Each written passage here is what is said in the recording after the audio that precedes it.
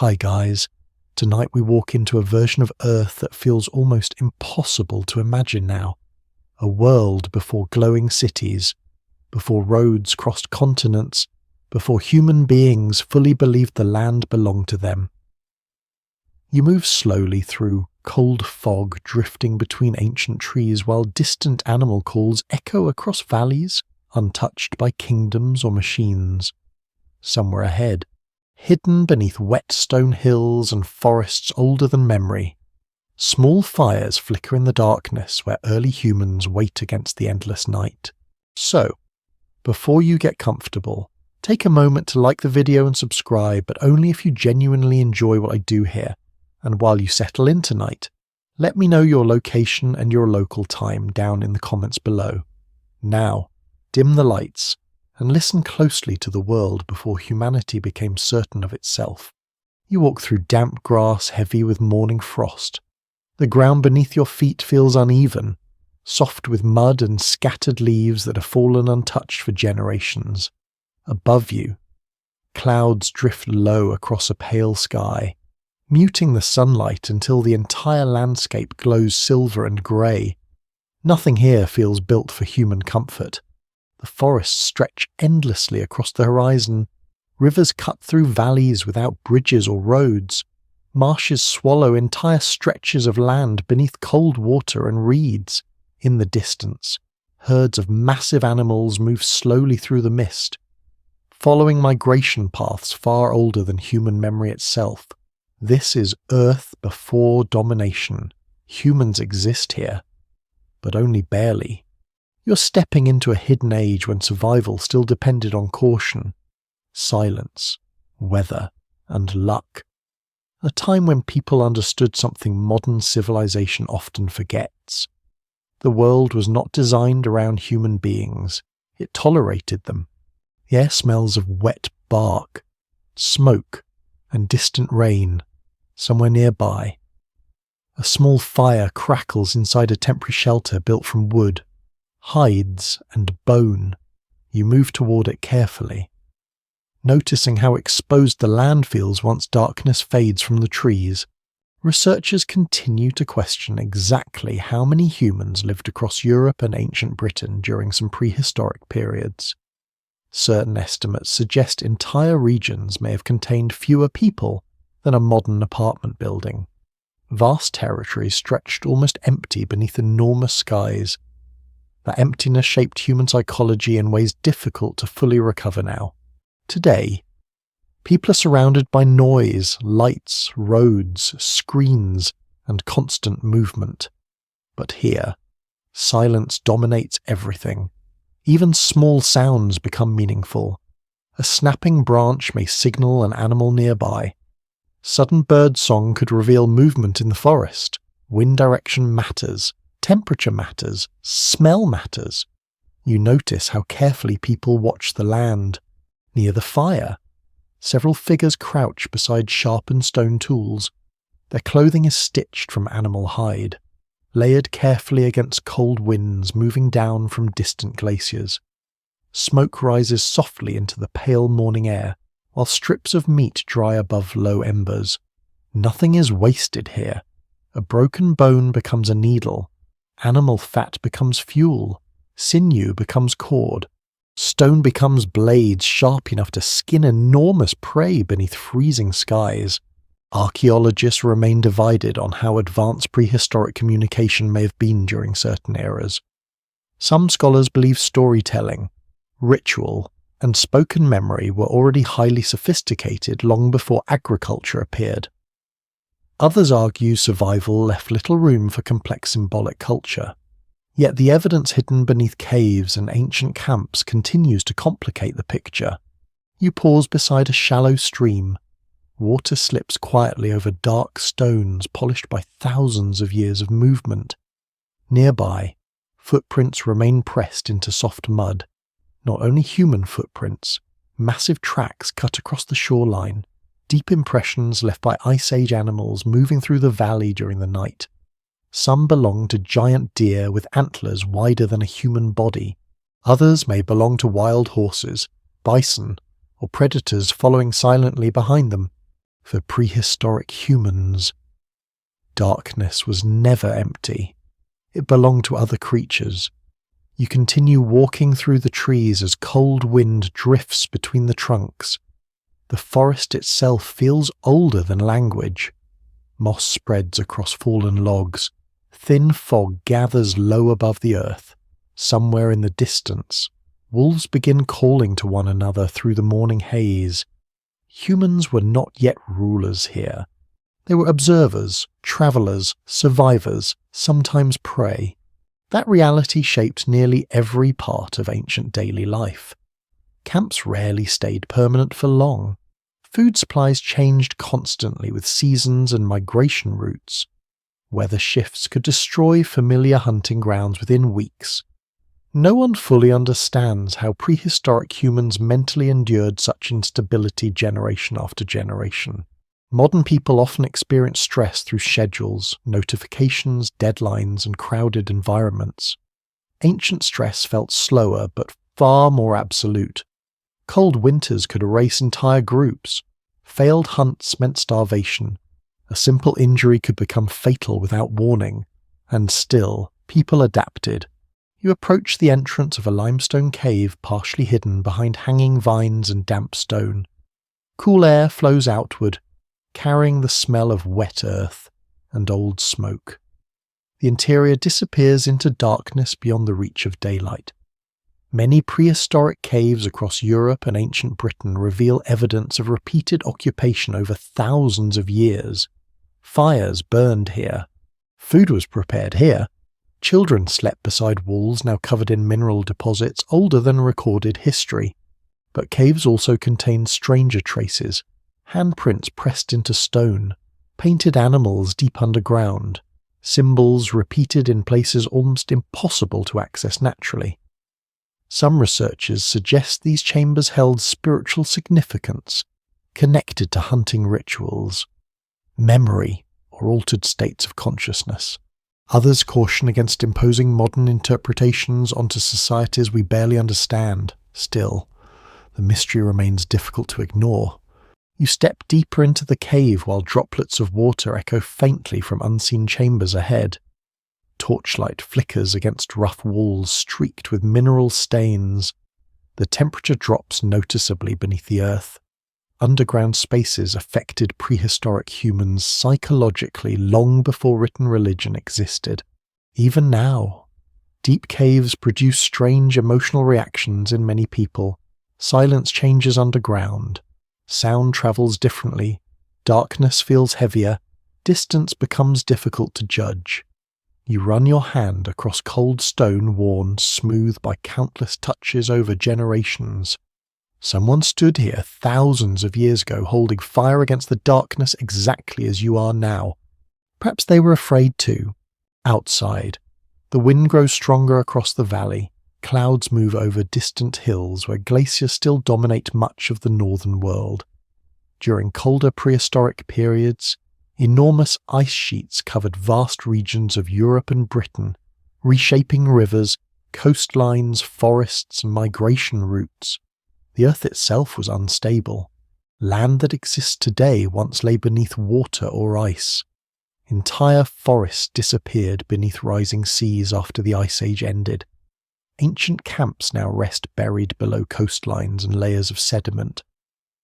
One of the strangest examples is Doggerland, the lost prehistoric landscape that once connected Britain to mainland Europe, thousands of years ago. Humans walked across territories now hidden beneath the North Sea. Fishing crews occasionally recover ancient bones, tools, and preserved remains from the seabed there. Fragments of vanished worlds. You leave the cave as evening slowly approaches across the valley. Smoke rises once more from distant camps, while pale sunlight fades behind thickening fog. Somewhere beyond the hills, people continue moving carefully through forests and grasslands that remain far larger and more dangerous than themselves. And for a moment, standing beneath the darkening sky, you begin to understand something ancient humans never forgot. The earth once felt endless, and humanity felt very small inside it. Morning arrives slowly across the ancient world. You wake beneath layered animal hides while pale grey light filters through the entrance of a temporary shelter built beside the edge of a forest. The fire nearby has almost died during the night, leaving only soft orange embers beneath ash and blackened wood. Cold air moves quietly through the camp, carrying the smell of damp soil, smoke, and distant rain around you. People begin waking without words. A child stirs beside the warmth of the fading fire. Someone adjusts a leather wrapping around injured fingers. Another figure kneels near a pile of sharpened flint, checking the edges carefully against a thumb hardened by years of labour. Everything here feels temporary. That may be one of the strangest truths about prehistoric life. For most of human existence, permanence barely existed at all. Homes moved, camps vanished, rivers changed course, forests expanded and retreated with climate shifts beyond human control. Even memory itself depended entirely on living people. You step outside into wet morning grass. Mist drifts low across the valley while the distant outline of dark hills disappears behind clouds. Nearby, narrow trails cut through mud beside the riverbank. Some belong to humans, others belong to animals that passed during the night. You crouch beside one set of tracks pressed deeply into soft earth. Large, rounded, fresh, the shape suggests an enormous Ice Age bison crossed the valley not long ago. Beside the heavier prints, smaller impressions reveal wolves following at a distance. Predators often shadowed massive herbivores across prehistoric landscapes, waiting for weakness, injury, or exhaustion. Humans watch these patterns carefully. Researchers continue to debate how much prehistoric hunting relied on direct confrontation versus patience and observation. Popular imagery often portrays early humans charging recklessly toward giant animals with spears raised high. Yet archaeological evidence increasingly suggests caution, planning, and environmental awareness mattered far more. Ancient survival depended on reading the land correctly. You follow the tracks deeper into the forest where moisture hangs thick between the trees. Every surface glistens faintly with morning dew. Moss spreads across fallen trunks, while thin branches creak softly overhead. The forest feels alive in ways modern environments rarely do. Nothing here remains still for long. Birds shift through the canopy searching for insects. Distant movement rustles through undergrowth, somewhere nearby. Water drips steadily from stone into hidden pools beneath tangled roots, and beneath all of it exists a quieter tension. Humans are not alone here. You notice how often people stop to listen. That instinct appears repeatedly in studies of hunter-gatherer societies. Listening may have been as important as vision in prehistoric environments filled with thick forests, fog, darkness, and dangerous wildlife.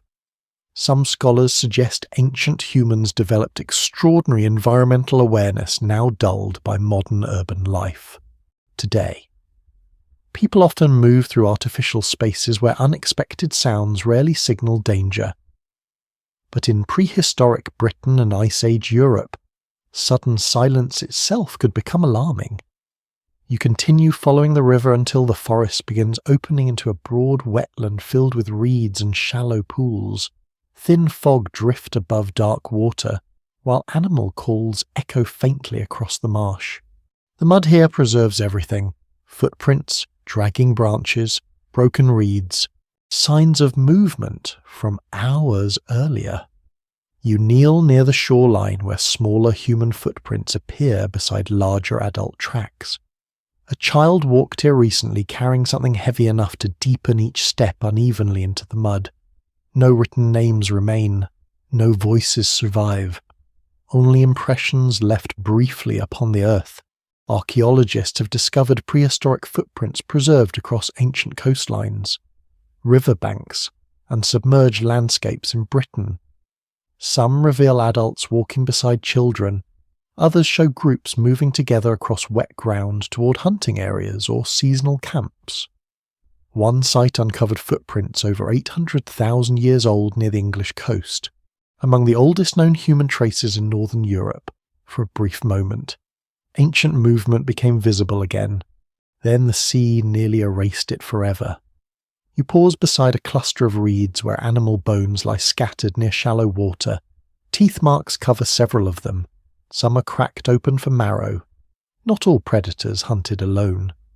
Large Ice Age carnivores once moved through these landscapes in terrifying variety. Cave lions, hyenas, wolves, bears, and enormous wild cats competed across territories where humans remained physically vulnerable. Some researchers question how often prehistoric humans themselves became prey. Others argue direct attacks may have been relatively uncommon due to fire, group behavior, and cautious movement. Still, certain caves preserve deeply unsettling evidence. Human bones mixed among predator remains, tooth marks, signs of scavenging. No one fully understands how ancient people psychologically processed living beside creatures capable of killing them so easily.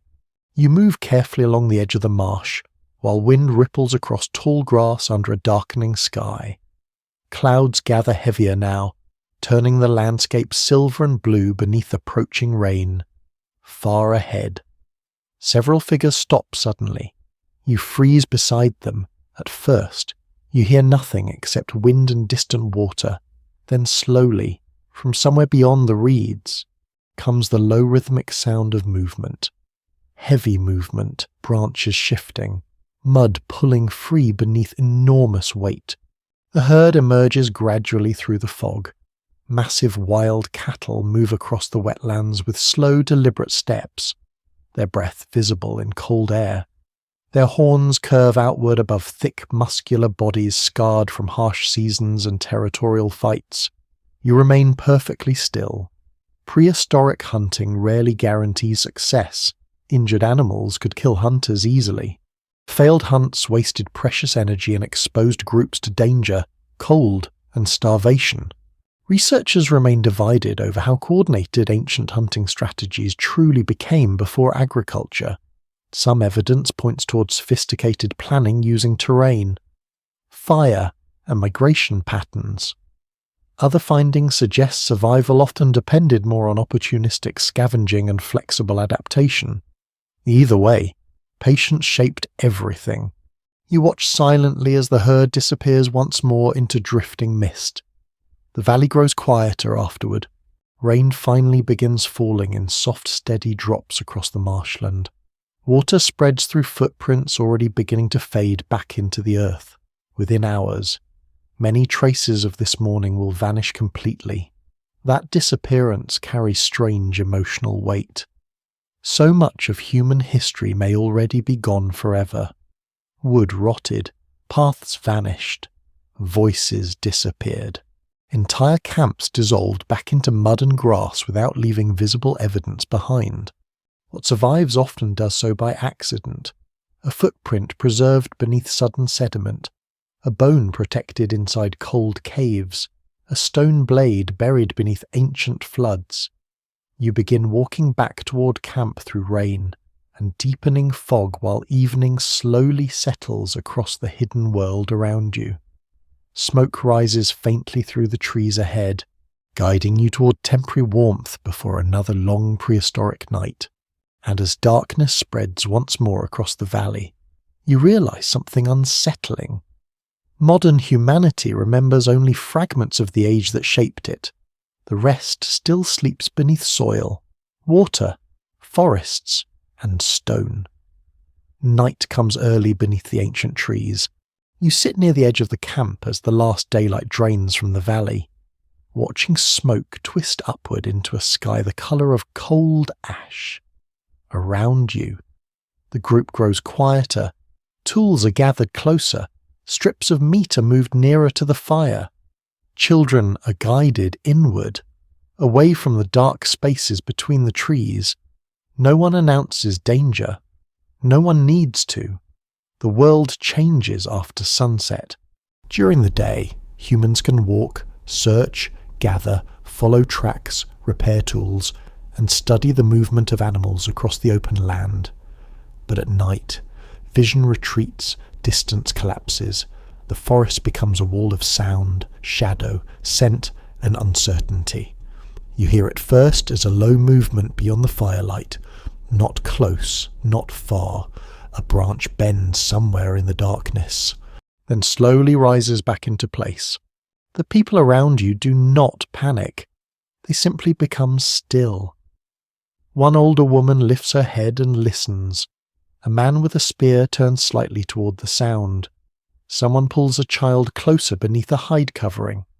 This is not fear in the modern sense. It is knowledge. For most of human existence, the night belonged more confidently to other animals than to people. Before walls, doors, metal weapons, lamps, and cities, darkness placed humans back inside the food chain. Researchers continue to question how early humans balanced boldness and caution in landscapes shared with large predators. Some scholars emphasize human cooperation, fire, and intelligence. Others remind us that prehistoric people remained physically fragile compared with many animals around them. Both truths can exist at once. You look beyond the fire and imagine the valley filled with unseen life. Wolves moving through grass with their heads low, hyenas sniffing near old bones, bears turning stones beside streams, cave lions watching from darkness with eyes that catch the faintest light. Even herbivores could be deadly, a wounded bison, an aurochs, or a mammoth frightened at close range could crush a human body before anyone had time to react. Ancient survival required understanding which creatures could be approached, which should be followed, and which must be avoided entirely. You feel the cold creep slowly through your clothing. The fire gives warmth only in a small circle. Beyond it, the night remains immense. That small circle may have been one of humanity's oldest psychological borders. Fire did not erase danger, but it changed the terms of darkness. It created a fragile center where stories, food, repair, protection, and memory could gather. No one fully understands when fire became not only a tool, but a social world. Some evidence suggests earlier human relatives controlled fire in certain places hundreds of thousands of years ago. Other sites remain debated because burned earth, charcoal, and heated stones can sometimes form through natural processes. Archaeologists still argue over where regular fire use became dependable enough to shape daily life. Yet here, beside the flames, its importance feels obvious. You listen as sparks rise into the darkness like brief orange insects before vanishing. Smoke drifts low when the wind changes. Its smell clings to hair, skin, hides, and tools. That smell may have mattered. Predators respond to scent. Insects respond to smoke.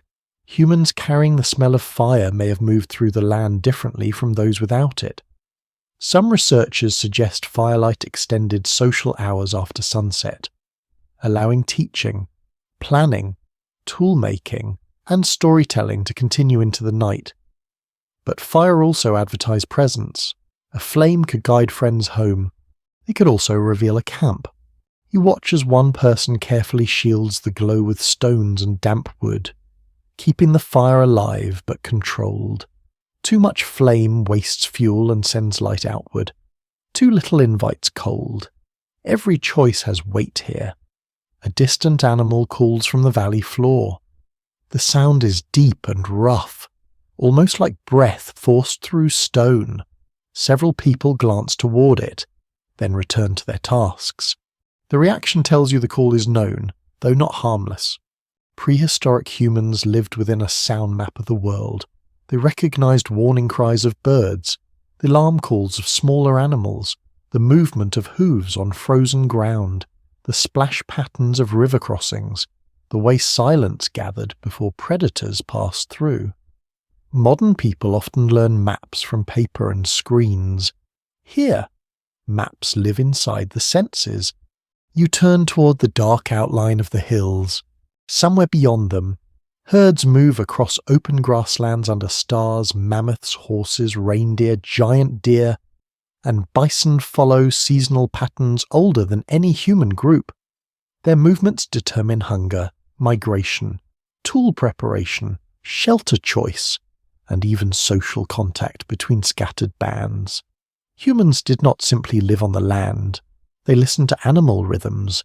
Some scholars suggest that entire prehistoric belief systems may have grown from this dependence. Animals were food, danger, teachers, omens, materials, and neighbours in the same enormous world. Cave paintings later show animals with extraordinary attention, sometimes more vivid and powerful than human figures.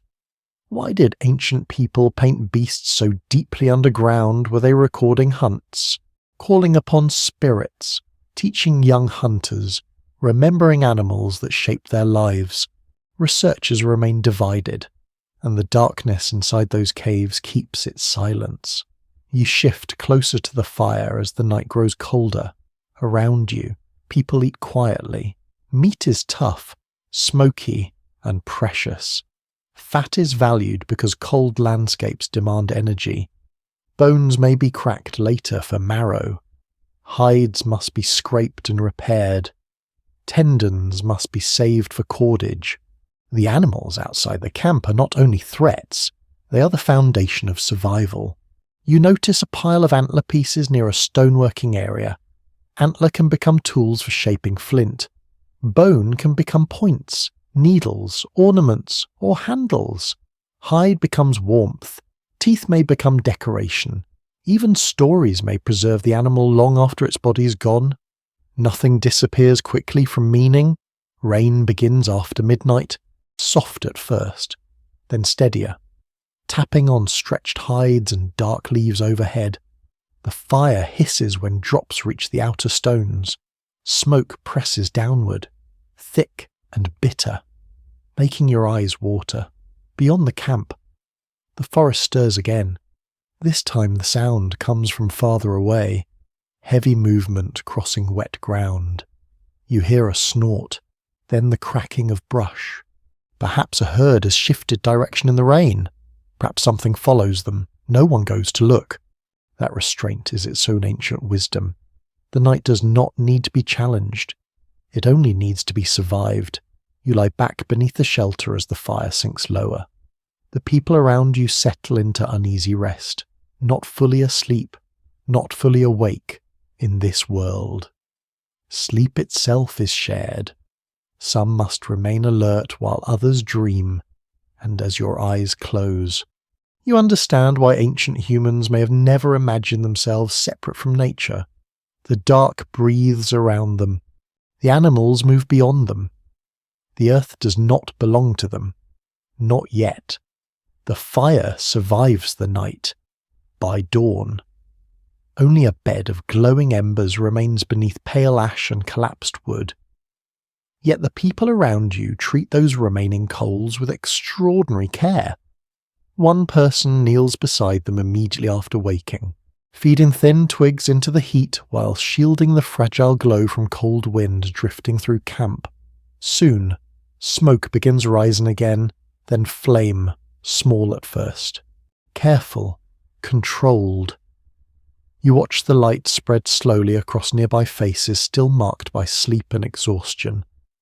The warmth reaches stiff hands held toward the fire while damp hides begin drying after the rain.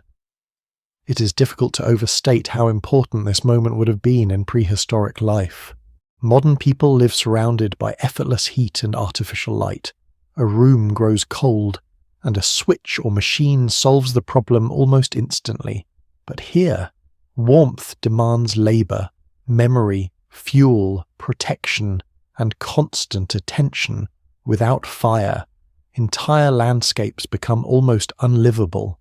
Researchers continue debating exactly when humans mastered dependable fire-making rather than simply preserving naturally occurring flames. Some scholars argue early humans may have carried fire for generations without fully understanding how to create it reliably from scratch. That possibility changes the emotional meaning of flame entirely. Imagine treating fire not as technology, but almost as a living thing that must be protected from extinction. You step closer as sparks rise softly into the morning air. The smell of smoke has become part of everything now. It clings to hair, tools, shelters, and skin. Even caves occupied by prehistoric humans often preserve traces of ancient fires blackened into ceilings and walls. The earth remembers smoke long after voices disappear. You help gather wood from the forest edge where fallen branches remain damp from rain. The work is slow because not all wood burns equally. Some creates thick smoke, some burns too quickly, some remains wet beneath the outer bark even after days without rain. Knowledge of fuel mattered. Ancient survival often depended less on dramatic discoveries, and more on thousands of small practical observations repeated across generations. Which trees burn hotter, which grasses help start flame, which stones crack safely near heat, which caves trap smoke dangerously during winter. This was intelligence shaped by landscape. You notice several children watching carefully as older members of the group repair damaged tools beside the fire. One sharpens flint using controlled pressure against antler. Another scrapes animal hide with rhythmic motions polished by years of repetition. Learning happens constantly here, not inside schools, inside survival itself. Archaeologists remain divided on how structured prehistoric teaching may have been. Some researchers suggest children learned mostly through observation and imitation. Others believe complex verbal instruction likely existed much earlier than previously assumed. Either way, mistakes carried immediate consequences. A poorly shaped spear point could fail during a hunt. Improper clothing could invite hypothermia. Weak shelter could collapse during storms. Knowledge was not abstract. It was physical. You walk beyond camp as the morning brightens across the valley. Thin sunlight pushes through drifting cloud while mists slowly lift from the forest floor. Nearby, animal bones lie stacked beside stone fragments from earlier tool-making sessions. The remains reveal how deeply fire transformed human existence. Cooked food changes digestion. Heat softens certain materials. Smoke preserves meat. Warmth extends survival into colder climates. Nighttime activity increases around shared flames. Predators often hesitate near firelight. Some scholars even suggest fire altered human social behavior itself. Long evenings beside flames may have encouraged storytelling, planning, memory sharing, and stronger group identity. Faces illuminated by flickering light create emotional focus in ways daylight does not. Shadows move differently. Voices soften naturally, even now. People still gather around fire for reasons difficult to fully explain. You kneel beside a shallow pit lined with dark stones fractured by repeated heating and cooling. Archaeologists frequently discover similar fire pits at ancient campsites, though interpreting them remains difficult. Some may have been used for cooking, others for warmth, rituals, tool-making, or processing materials. Occasionally, stranger discoveries emerge. Burned animal remains arranged deliberately. Charcoal hidden deep inside caves. Red ochre scattered near ancient fires. No one fully understands why certain substances and colours appear repeatedly in prehistoric sites across enormous distances. You touch the cold remains of yesterday's ash. Ash itself mattered too. It could preserve embers overnight, protect meat from insects, dry damp surfaces mark where camps once stood. Sometimes entire vanished worlds are discovered only because ancient ash layers remained buried beneath sediment for thousands of years. The earth keeps fragile records, but only rarely. Wind rises across the valley by afternoon, bending tall grass beneath a pale grey sky. You follow several hunters moving toward higher ground, overlooking a narrow river crossing used by migrating animals. No one speaks loudly. The land itself demands quiet. You notice how carefully people move while carrying fire-related objects. A bundle of dry material wrapped against moisture. smouldering fragments protected inside bark containers, thin carved sticks blackened from repeated use. Researchers continue questioning how prehistoric groups transported fire during migrations. Some evidence suggests embers may have been carried over long distances inside portable containers insulated with ash or fungus. Losing fire during cold seasons could become catastrophic. That danger may explain why ancient camps often reveal such careful attention around hearth areas. You reach the hillside just before sunset. Below, the river reflects fading orange light beneath heavy clouds. Animal tracks cut through mud along the banks while birds circle slowly overhead, searching for insects rising from water. The world feels quieter tonight. Then you notice something strange near the opposite shore. At first it appears to be only scattered stones near the edge of the river, but as light shifts lower, the arrangement becomes clearer, circular, intentional, too organised to feel accidental. Several flat rocks have been placed around an older fire pit now partially buried by sediment and grass. Nearby lies a broken antler tool darkened by age. This camp is ancient, far older than your own group's temporary shelter, perhaps generations older. Researchers remain divided on how prehistoric people viewed abandoned camps and older human traces. Some scholars suggest ancient ruins may already have carried emotional or spiritual significance long before recorded religion emerged. Imagine discovering the remains of unknown people in a world without written history. Who made the fire? Who left the tools? Why did they disappear? You stand silently beside the forgotten hearth while evening wind moves across the valley. The stones remain warm only in memory now. Yet something about the place feels strangely alive, not haunted, remembered. As darkness slowly returns across the prehistoric world, fires begin appearing once more beneath distant hills and forests. Tiny lights scattered across enormous wilderness, fragile islands of warmth against endless cold, and you begin to understand why fire may have become more than survival. It became proof that humans were still here, still resisting the darkness, still holding back the ancient night for one more evening. You enter the cave after sunset. Outside, the last colour has faded from the valley, leaving only a dark line of trees against a dim winter sky. The camp behind you glows faintly through drifting smoke, but ahead, the cave mouth opens like a colder shadow inside the hillside. A torch burns in your hand. Its flame bends with every breath of underground air. You step across damp stones and feel the temperature change almost immediately.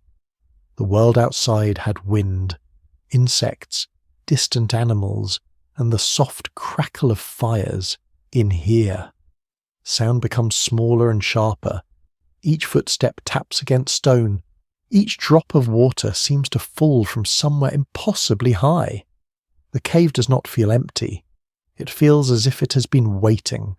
You move deeper, following a narrow passage where the walls press close enough to brush your shoulder.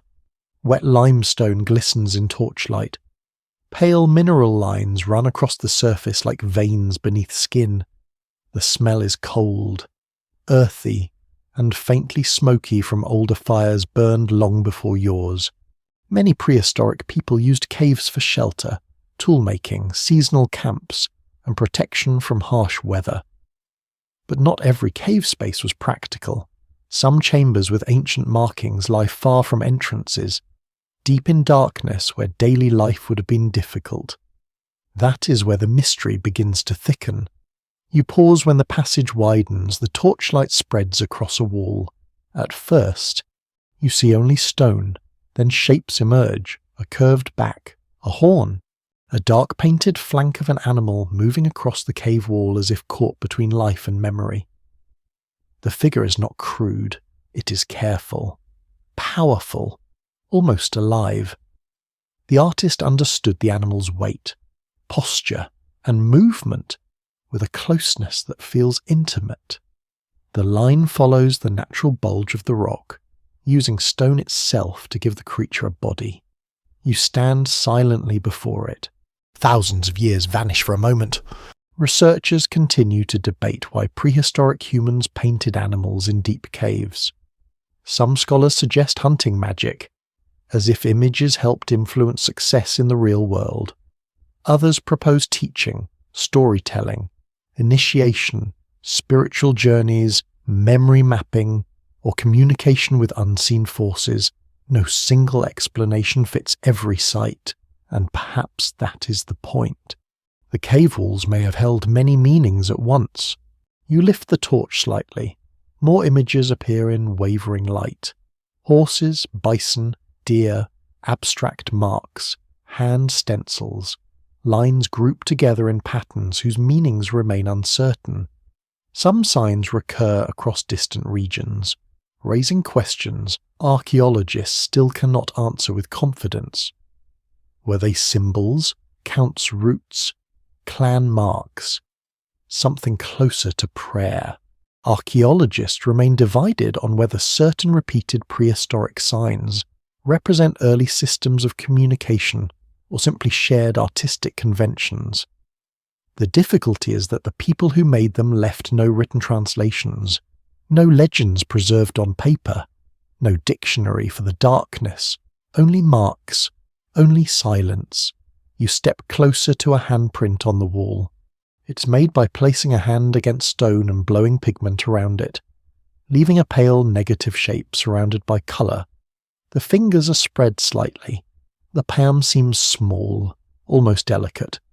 Someone stood exactly here. Someone lifted their hand. Someone left evidence of presence not as a tool, not as a weapon, not as a discarded meal, but as a statement without words. I was here. Or perhaps, we are here. Some researchers question whether hand stencils belonged mainly to men, women, adolescents, or mixed groups. Earlier assumptions often imagine male hunters as primary cave artists, but later studies have challenged that idea, suggesting a broader range of participants. The cave does not reveal identity easily. It asks you to look longer. You move farther into the chamber, the ceiling lowers, forcing you to bend. Torch smoke gathers above you in dark, shifting layers. The air feels old and still, though water keeps dripping somewhere beyond the light.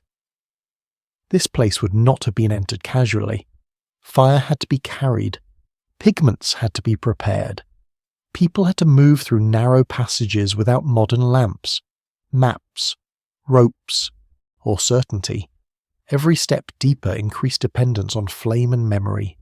Today, underground places are often mapped, fenced, lit, and studied. But ancient visitors entered with flickering fire, soft voices, and bodies alert to every echo. No one fully understands what they felt in these chambers. Fear, wonder, reverence, dream, perhaps all at once. You notice red pigment on a ledge near the wall. Ochre, iron-rich earth, appears at many prehistoric sites and was used for painting, body decoration, burial practices, and possibly symbolic activity. Its colour, close to blood, sunset and firelight, may have carried meanings now impossible to recover fully. Some scholars suggest ochre use points towards symbolic thought deep in human ancestry.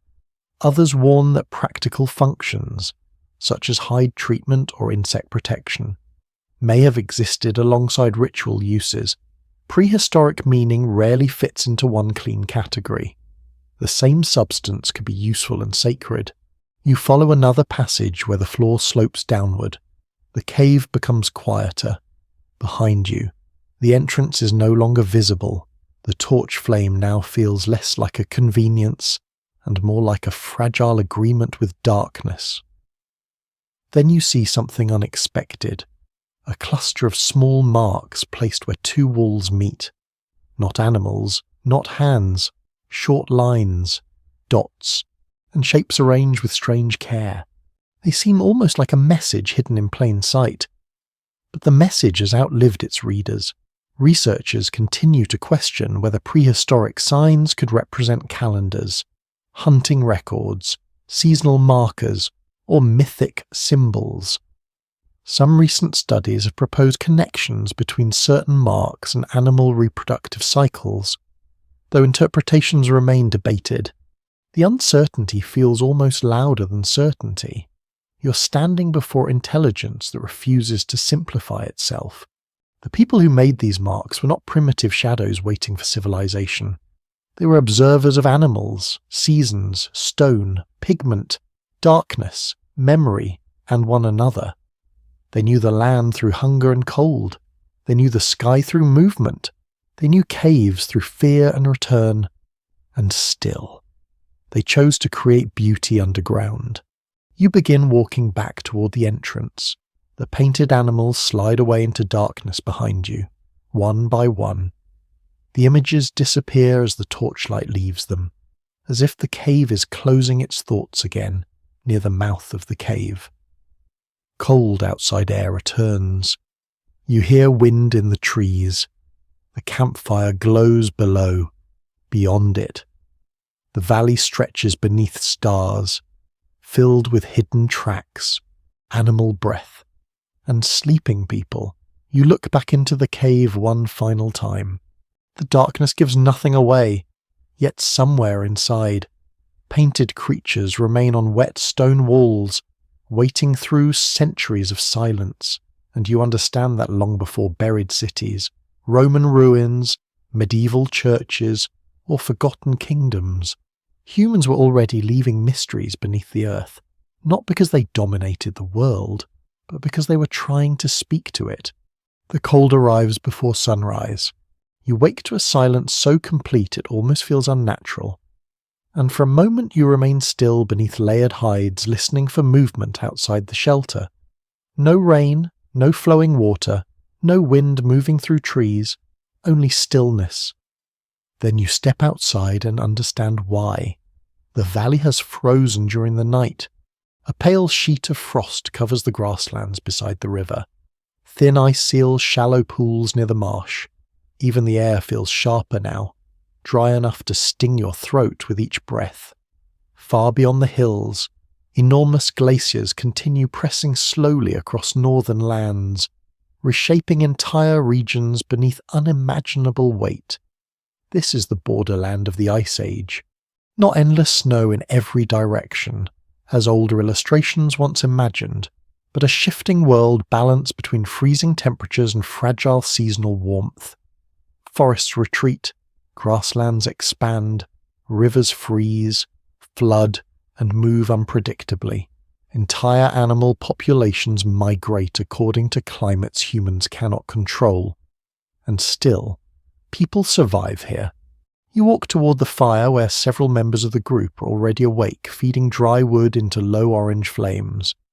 The smoke rises straight upward into the frozen morning air. Cold changes behavior. Movements become slower and more deliberate. Food matters more. Clothing becomes essential rather than protective. Distance feels larger.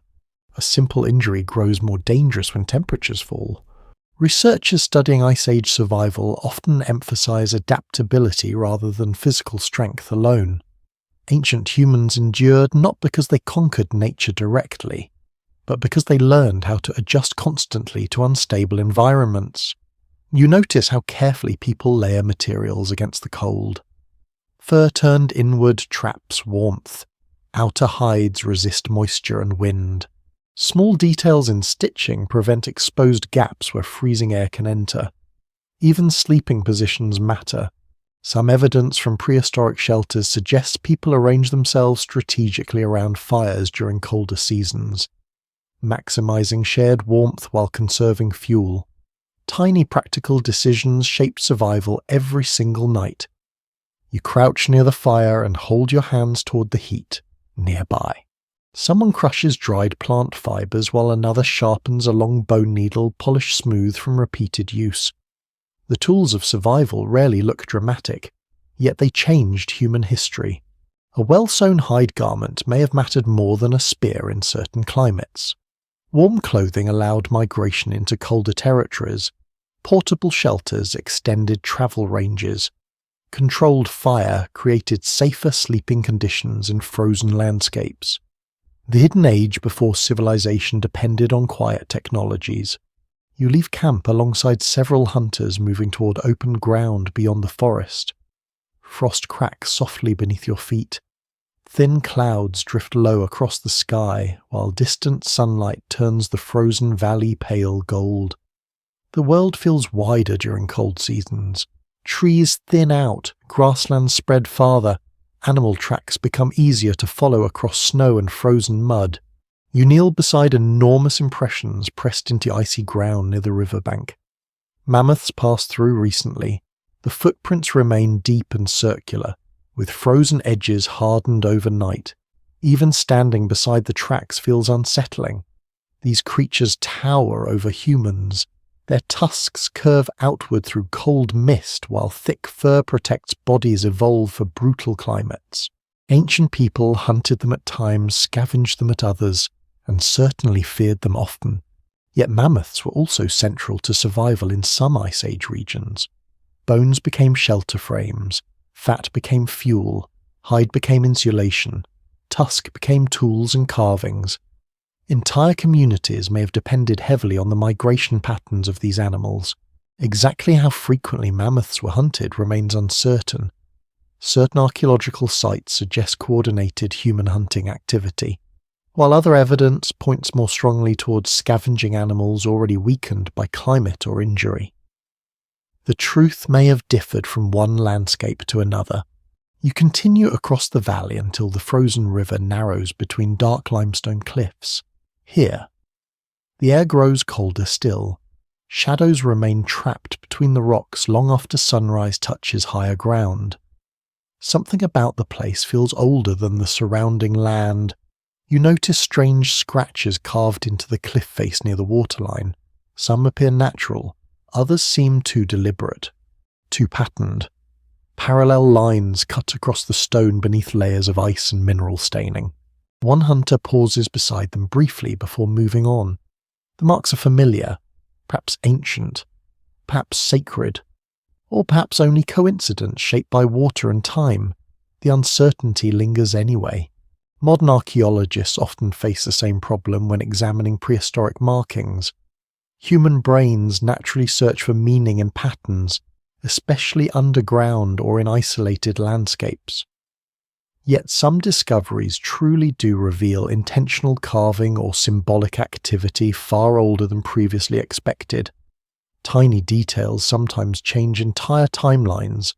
You step carefully through the narrow pass while distant wind hums faintly between the cliffs. Ice glitters along the edges of dark water flowing beneath partially frozen surfaces. The sound feels strangely muffled here, as if the valley itself is holding its breath. Then you see smoke ahead, not from your camp. Another group farther upriver. Faint columns of grey drift upward near the edge of the cliffs. The hunters stop immediately, watching in silence. Other humans. In prehistoric landscapes, encounters between groups could mean trade, shared information, marriage alliances, competition, or danger. Populations remained scattered across enormous territories, making every meeting significant. No written laws existed, no borders, no permanent authorities, only memory, reputation, and caution. Some researchers believe Ice Age groups maintained surprisingly broad social networks across long distances. Certain stone materials found at prehistoric sites appear to have travelled hundreds of miles through exchange or migration routes. Even in isolated worlds, people remained connected, but trust was never guaranteed. You remain hidden among rocks while distant figures move near their fires across the frozen river. The wind carries fragments of voices too faint to understand. One person drags branches toward the flames, while another disappears into a shelter made from hide stretched over wood and bone. For a moment, the scene feels strangely familiar. Different people, same cold, same fragile warmth against endless winter. You begin returning toward camp as evening slowly darkens the Ice Age valley. Frost gathers once more along the edges of grass and stone. Mammoth tracks fade beneath drifting snow carried by rising wind. Above you, clouds thicken across the fading sky, and somewhere beneath those ancient frozen stars, human beings continue surviving not through dominance, but through patience, memory, cooperation, and firelight trembling against the cold. The river becomes your guide. For days now, you have followed its slow winding course through forests, open grasslands, and stretches of pale stone where cold water cuts between cliffs polished smooth over thousands of years. Every camp settles beside it. Every herd eventually returns to it. Birds circle above it at dawn while mist rises from its surface before sunrise. The river remembers movement. Long before roads crossed ancient Britain or Roman bridges reached over dark water, rivers shaped human survival more deeply than almost anything else. They provided drinking water, fish, migration routes, predictable landmarks, and access through dangerous landscapes that forests alone could make nearly impassable. You kneel at the riverbank early in the morning and place your hand into the current. The water is painfully cold. Small fragments of ice drift past from northern ground, still locked in winter frost.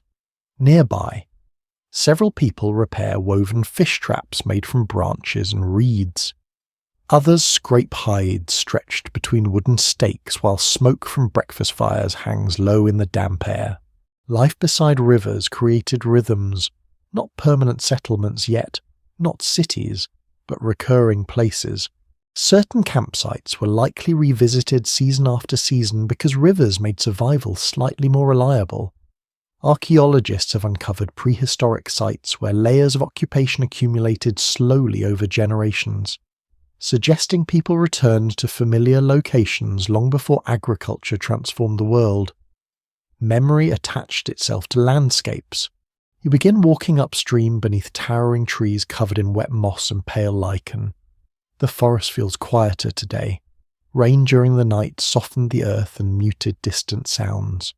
Your footsteps sink gently into dark mud scattered with leaves and animal tracks. Then you notice something unusual along the shoreline. Wood. Not fresh wood. Old wood darkened almost black by water and age. Several sharpened stakes emerge from the mud at strange angles near the edge of the river. Most are broken. Others lean beneath layers of sediment and reeds. At first glance, they appear natural, but the arrangement feels deliberate, careful, too organized to ignore. Some excavation teams studying prehistoric wetlands have discovered ancient wooden structures preserved beneath mud and low oxygen conditions. Fish traps, pathways, platforms, and trackways occasionally survive in these environments, while ordinary wooden objects elsewhere vanish completely through decay. Wetlands hide history unusually well. You crouch beside one of the submerged stakes and run your fingers across its surface. Tool marks remain faintly visible beneath slime and river growth. Someone shaped this wood. Someone stood in this exact place beside the same flowing water thousands of years ago. The realization feels strangely intimate. Stone tools survive often because stone resists time, but wood usually disappears. Entire prehistoric worlds built from timber, bark, woven fibers, and hide may have vanished almost completely from the archaeological record. What remains is only a fraction. You continue following the river until the trees begin opening into a wide gravel shore covered in mist. Across the water, enormous elk move cautiously near the forest edge, their antlers pale against the grey morning light. The animals stop suddenly. You stop too. Something has disturbed them. For a long moment, nothing moves except drifting fog above the river. Then, from somewhere downstream, comes the low rhythmic sound of paddles striking water. Soft, steady, human. A narrow watercraft appears slowly through the mist. It is little more than a hollowed log shaped carefully enough to float across the current. One figure kneels inside using a carved paddle to guide the vessel along the riverbank. The sight feels almost dreamlike. Simple technology, enormous consequence. Researchers continue debating how early boats transformed prehistoric movement and trade. Water travel may have connected distant groups far earlier than once believed. Certain islands appear to show evidence of surprisingly early human arrival, suggesting ancient people crossed dangerous waters using tools and skills now lost to time. The river was never only a barrier, it was also a road.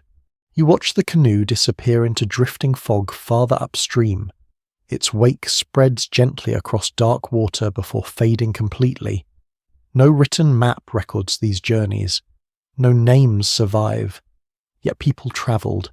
They carried stone, stories, pigments, shells, tools, memory, and perhaps even myths between landscapes separated by enormous distances. The deeper archaeologists study prehistoric trade materials. The stranger some discoveries become. Stone from one region appears hundreds of miles away in another. Decorative objects cross difficult terrain without clear explanation. Certain cultural practices spread farther than expected for supposedly isolated groups. The ancient world may have been more connected than it first appears. You reach a narrow bend in the river by late afternoon where steep cliffs rise above dark water. Here, the current slows into a deep pool reflecting clouds and overhanging branches like polished glass, and beneath the water, you notice stone, not random stone, shapes, straight edges, a line disappearing beneath the surface. At first you think it might be a natural formation, but as sunlight shifts through moving clouds, the pattern sharpens. Flat stones placed deliberately across part of the riverbed. Perhaps a crossing point. Perhaps something older. Floods and sediment now hide most of it beneath water. Archaeological opinion has never fully settled on how extensive prehistoric river modifications may have been in certain regions. Wooden platforms, pathways, ritual deposits, and crossings have occasionally been uncovered beneath rivers and wetlands, raising difficult questions about landscapes now almost impossible to reconstruct fully. Water changes memory. Rivers erase and preserve at the same time. You stand quietly beside the deep pool listening to water brush against hidden stone beneath the surface, somewhere nearby. Droplets fall steadily from moss-covered rock. Birds move faintly through distant trees. The place feels suspended between worlds. Not fully land, not fully water. Ancient people often treated rivers with unusual attention. Offerings discovered in wetlands and riverbeds across Britain and Europe suggest certain waterways may have carried spiritual or symbolic importance long before written religion emerged. Weapons, jewellery, human remains, animal bones, objects deliberately placed beneath water.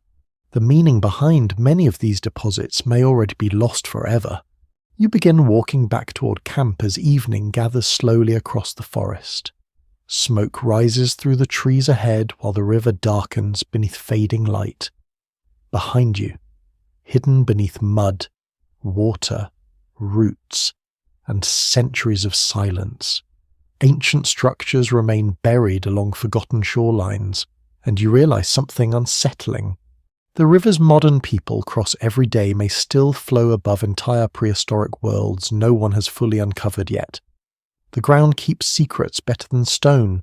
You learn this slowly as you leave the river behind and follow a low ridge into open country where wind moves gently across long grass. At first, nothing about the landscape seems unusual. There are scattered trees, pale clouds, damp soil, and distant animal trails crossing the valley floor. Yet the people walking with you move as if they know something hidden here. They stop near a shallow hollow where the grass grows slightly darker than the surrounding field. No wall stands there, no cave opens in the hillside, no visible ruin breaks the surface, only earth, soft, uneven, quiet earth. One older hunter kneels and brushes away fallen leaves. Beneath them, small flakes of worked stone appear among roots and dark soil. Some are sharp, some are broken, Others look almost invisible until held against the light. You're standing on an old camp. Not yesterday's camp, not last season's, something older, perhaps much older. Prehistoric camps often vanish almost completely because they were made from materials that decay. Hides rot, wooden posts disappear, ash scatters, footprints fade. But stone tools and fire-darkened soil can remain, buried quietly beneath later vegetation. Archaeologists often reconstruct entire moments of ancient life from fragments smaller than a thumbnail. A blade edge, a burned seed, a scatter of flint, a stain where a hearth once glowed. You crouch beside the hollow and touch the ground. It feels damp and cold. Nothing about it looks dramatic. Yet beneath your hand may lie the remains of meals, tool-making, shelter repair, and sleeping bodies from lives now impossible to name. The silence feels heavier because so little is visible. Modern ruins often announce themselves with walls, arches, towers, and broken roads. Roman Britain still leaves stone foundations beneath cities. Medieval ruins rise beside fields. Ancient mines descend into chalk and darkness. But the older world hides lower. It waits beneath plough soil, river mud, cave sediment, peat, sand, and collapsed earth. You watch as one person lifts a flint flake from the ground. Its edge catches the grey light with a faint glassy shimmer. Someone struck this piece from a larger stone core with deliberate force, shaping a cutting tool or leaving waste from the process. The fragment looks small enough to ignore, but it carries decision, angle, pressure, skill. Archaeological interpretation often depends on patterns rather than single objects. One flake might be accidental. Many flakes gathered in one area suggest tool-making. Burned bone near ash suggests cooking. Repeated hearths may suggest return, season after season. The ground becomes readable only when details begin speaking together. You continue across the hollow where several darker patches mark old hearth areas. The soil contains charcoal flecks that crumble like black dust between fingers. Nearby, tiny fragments of bone lie mixed into sediment. This was once warmth, food, conversation, fat dripping into flame, children sleeping beside smoke, people looking toward the same hills you see now. No one knows whether they stayed for days, weeks, or returned many times over decades. The surviving evidence tells only part of the story, and even that story depends on what accident allowed to remain. A sudden flood may bury a camp quickly and preserve it. A dry century may erase one completely. History often depends on weather. You move toward the edge of the site where the land slopes downward into a shallow basin. There, beneath exposed soil where rain has cut through the bank, you notice a dark line running horizontally through the earth, a buried layer, ash, charcoal, an ancient surface compressed into a thin band. Above it lies newer soil, below it, older earth. Time has become visible. The sight feels strangely intimate, like seeing the earth's memory sliced open. Archaeologists call such layers stratigraphy, but the word feels too clean for what you're seeing.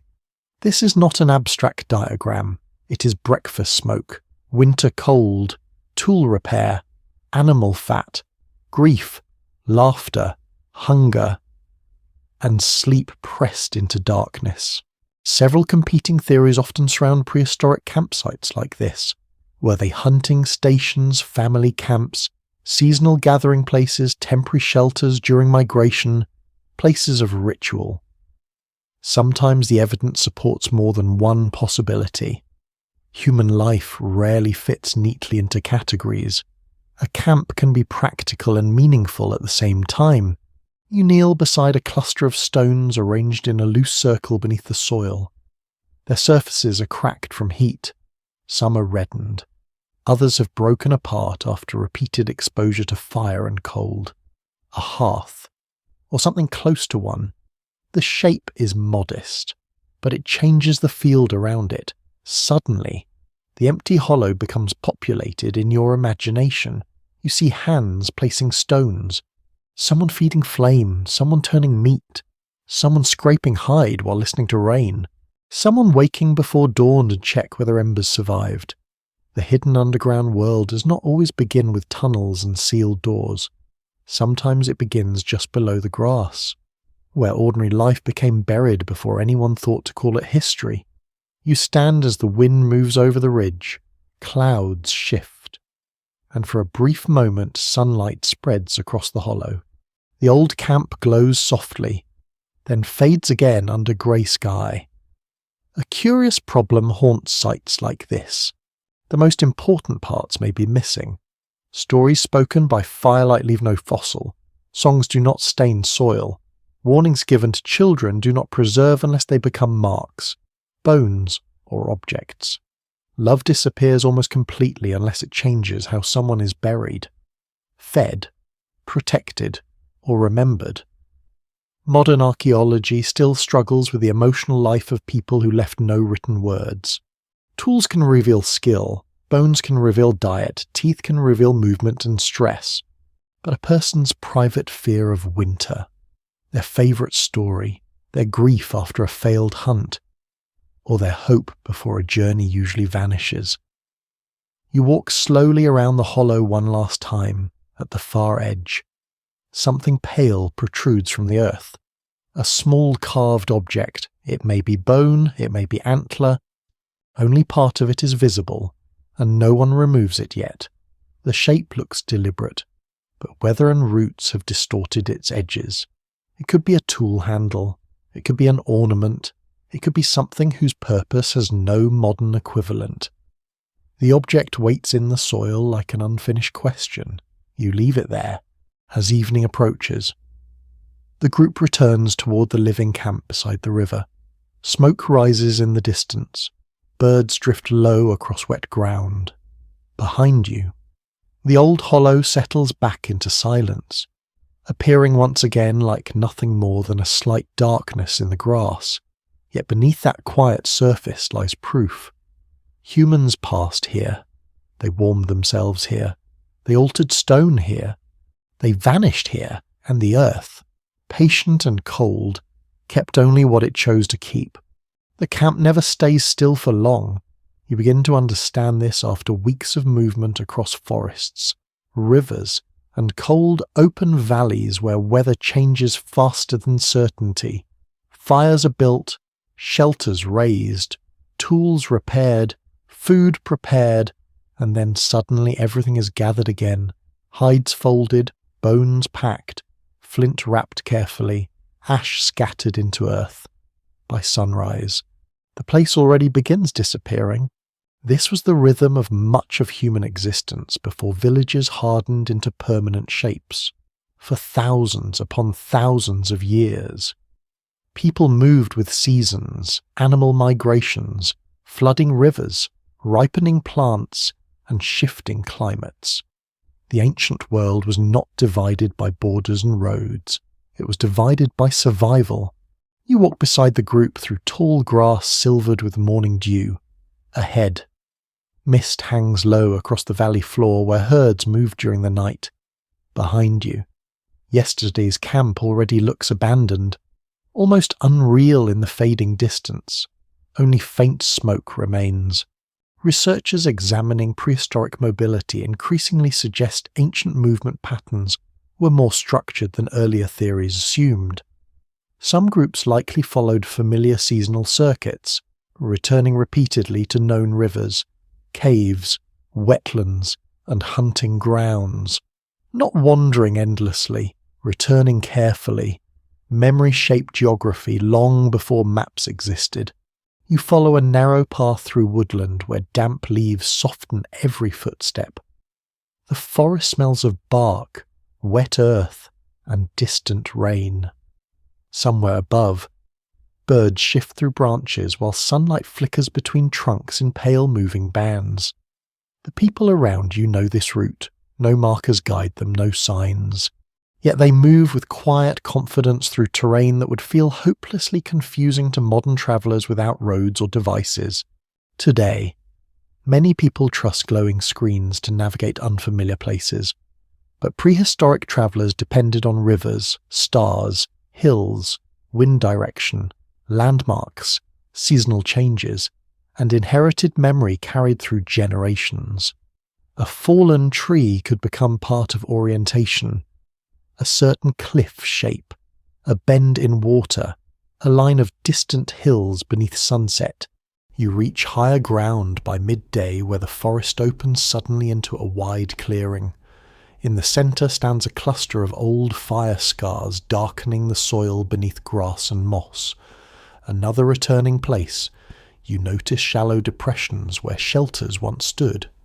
Nearby, broken stone flakes lie half buried among roots. Animal bones remain scattered near the edge of the clearing. Cracked long ago for marrow, this place has been used many times, perhaps for generations. Archaeological evidence from prehistoric camps sometimes reveals repeated occupation, across centuries separated by long intervals.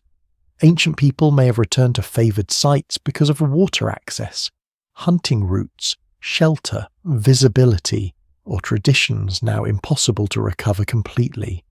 Certain landscapes gathered memory. You kneel beside one of the old hearthmarks and touch the cold earth. Tiny charcoal fragments still remain hidden in the soil despite rain, frost, and passing seasons.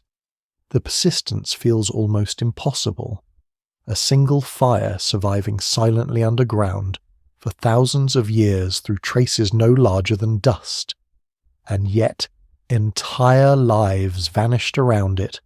You look toward the surrounding hills where fog drifts slowly between dark pines. Somewhere beyond them lie other camps, other groups, perhaps even people who speak differently, shape tools differently, or carry different stories about the world. Prehistoric Europe and ancient Britain were never culturally frozen. Human groups adapted constantly. Technologies spread unevenly. Traditions changed over time. Climate shifts forced migrations, encounters, disappearances, and transformations.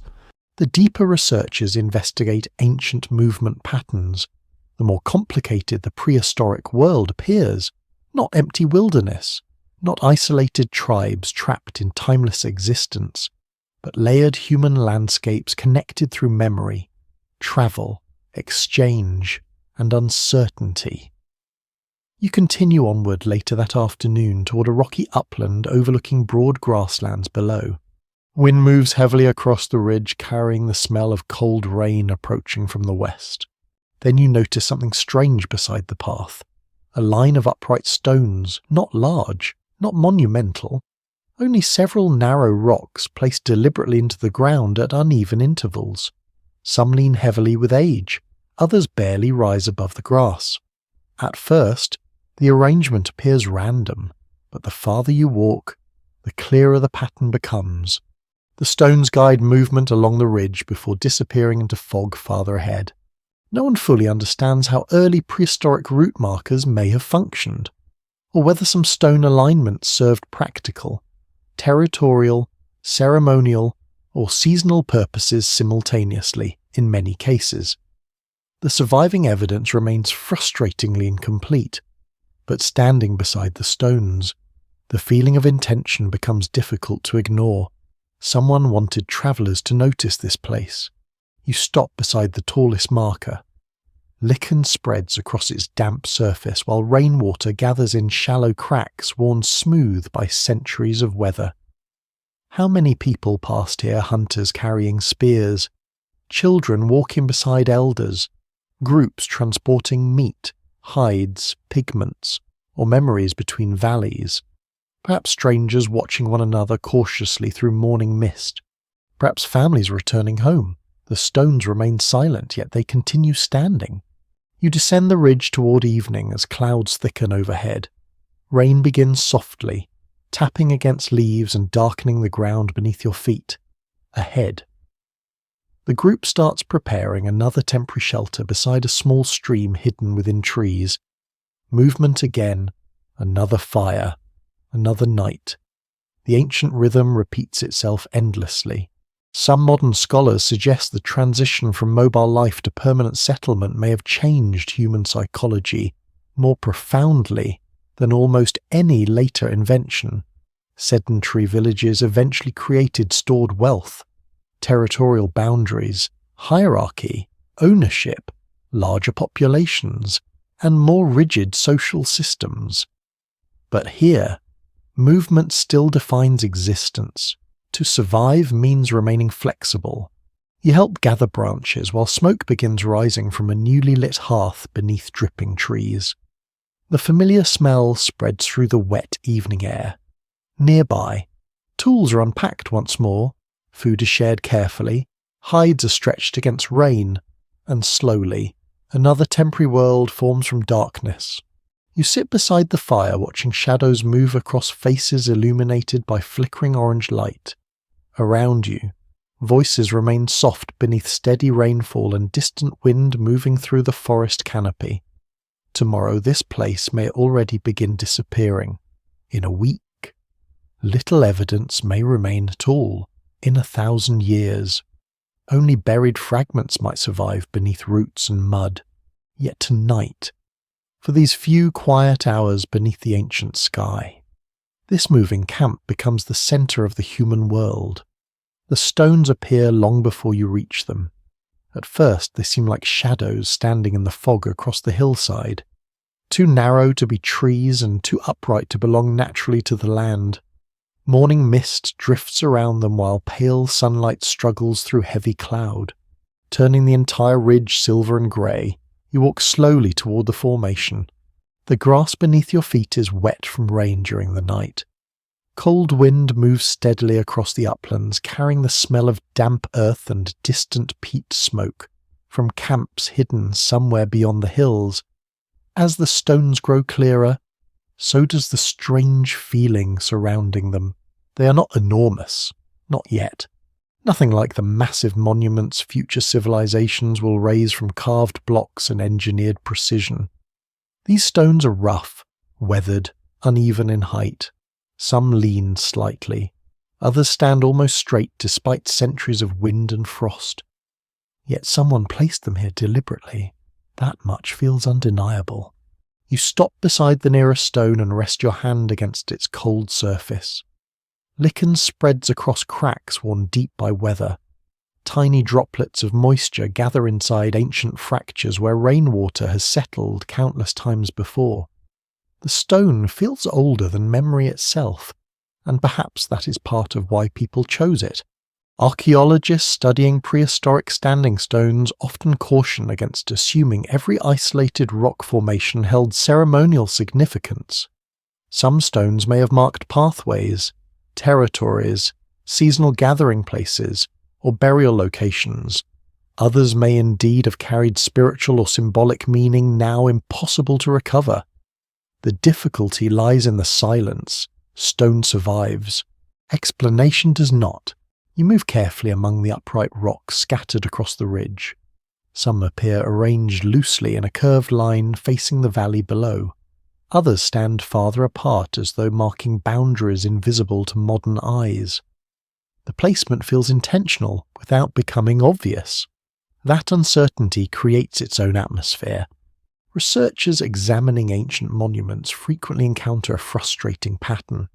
The more carefully sites are studied, the harder simple explanations become. Astronomical alignments may exist at one location, but not another. Ritual evidence appears strongly in some places, yet remains absent elsewhere. Human motives rarely leave clean archaeological signatures. You glance toward the horizon where low clouds drift above forests stretching endlessly into the distance. Somewhere beneath those trees, prehistoric camps continue their seasonal movement through the ancient world. But here on the ridge, something feels fixed, chosen, remembered. You notice shallow carvings on one stone near ground level. Most are faint beneath erosion, but several parallel lines remain visible when viewed closely. Natural damage, perhaps, or deliberate marks faded by time. The distinction matters enormously.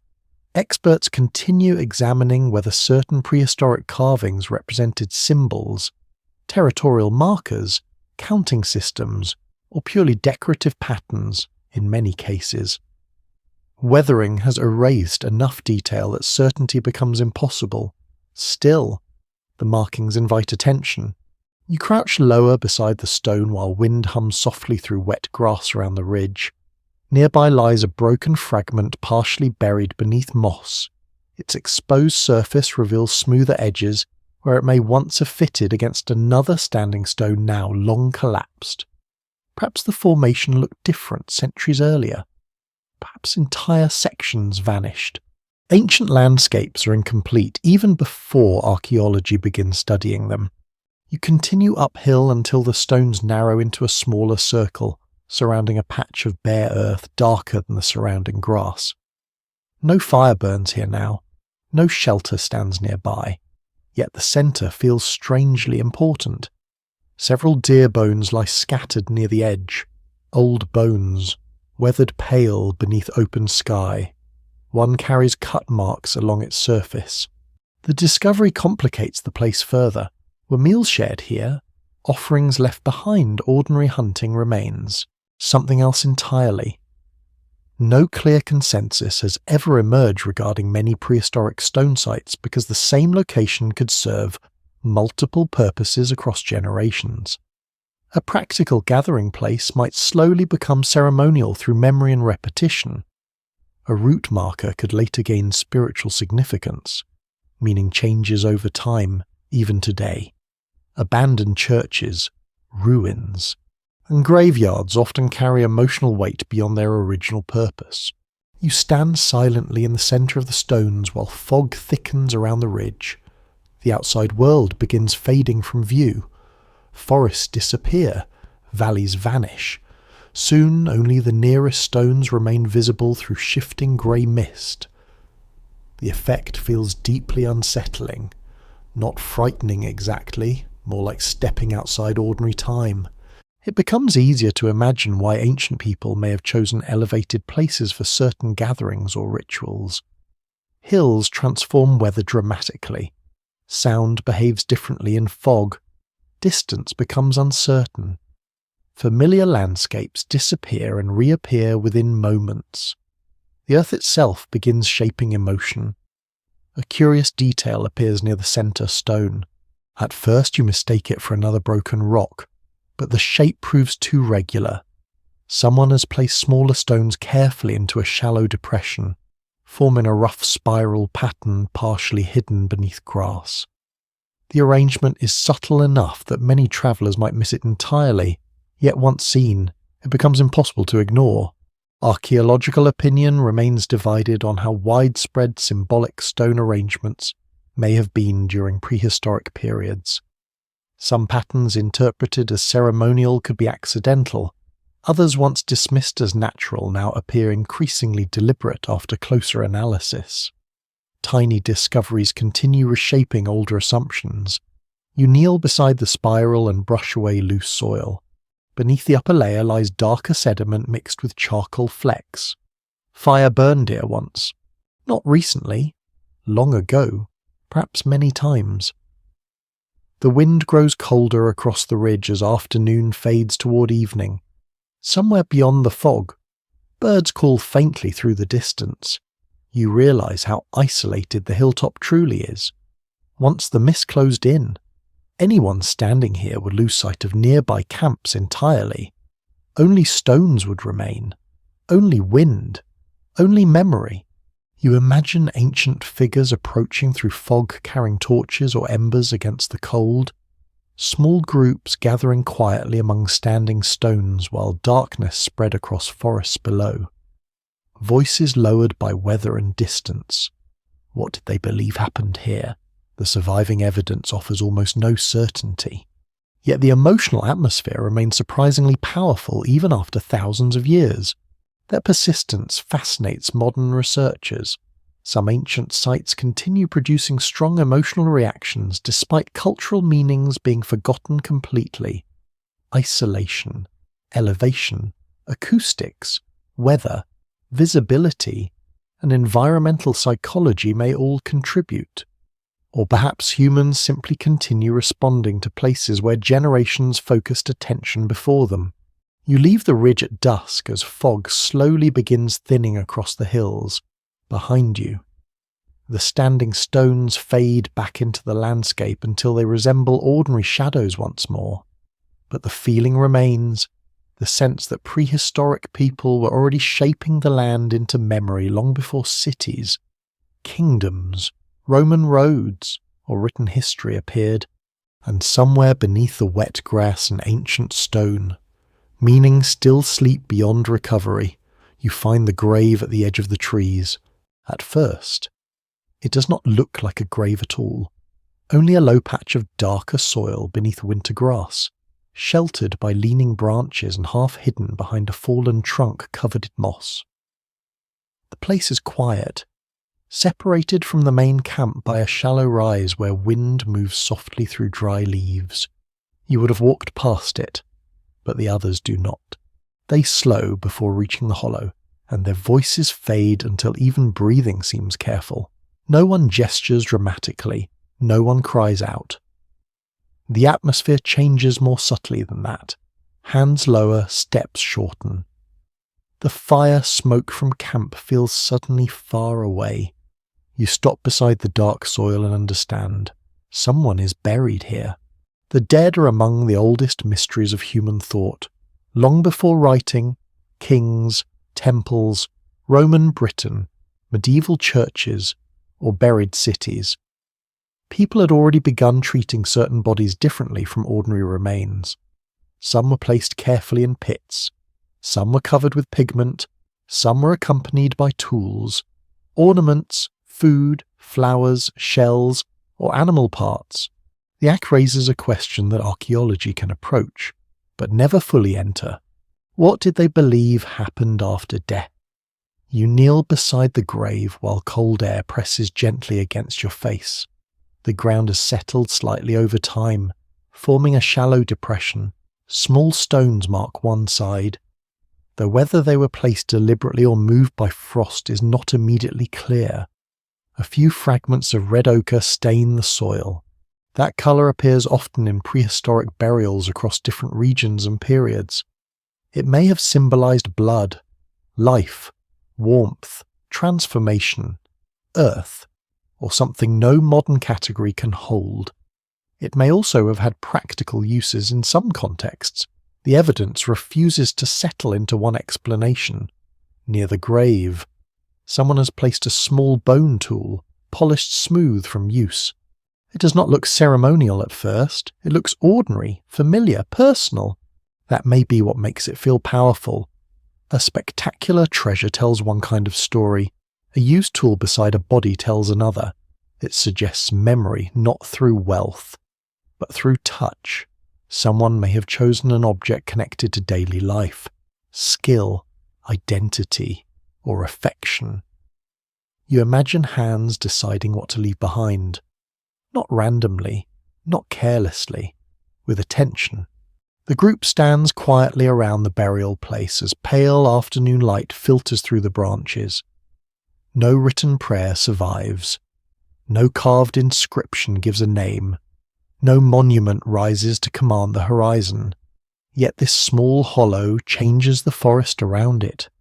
It creates a point of return, a place where memory attaches to ground. In later ages, burial mounds, tombs, churchyards, crypts, and catacombs would mark the dead with increasing structure. But here the beginning feels intimate and uncertain, as if humanity is still learning how to live with absence. You hear water moving faintly downhill where a stream passes through reeds, somewhere overhead. A bird calls once, then falls silent. Excavations of ancient graves have often revealed bodies placed in deliberate positions. Some are curled as if sleeping, some face particular directions, some are buried alone, others lie with children, animals, or grave goods arranged carefully around them. Patterns appear, then exceptions disturb them. One burial may suggest ritual order, another from the same broad period may contradict it completely. Such variation reminds you that prehistoric people were not one culture, one belief, or one simple story. They were many communities living across changing climates and landscapes, making decisions shaped by grief, tradition, fear, and care. You step closer to the grave's edge. The soil is damp. Roots have begun entering the older layers. Time continues touching the body even after burial. Nothing here is truly sealed from the earth. That detail feels important. To bury someone is to give them back to the ground, but also to resist disappearance. It hides the body from animals and weather. It marks loss. It turns a place into memory. It may speak to hope, obligation, fear, love, all of them together. Ancient people rarely separated survival, ritual, and emotion as neatly as modern categories do. A burial could protect the living from decay, honor the dead, bind a group to land, teach children ancestry, calm fear, or express something too private for archaeology to recover. You notice another depression nearby, smaller and almost completely covered by grass.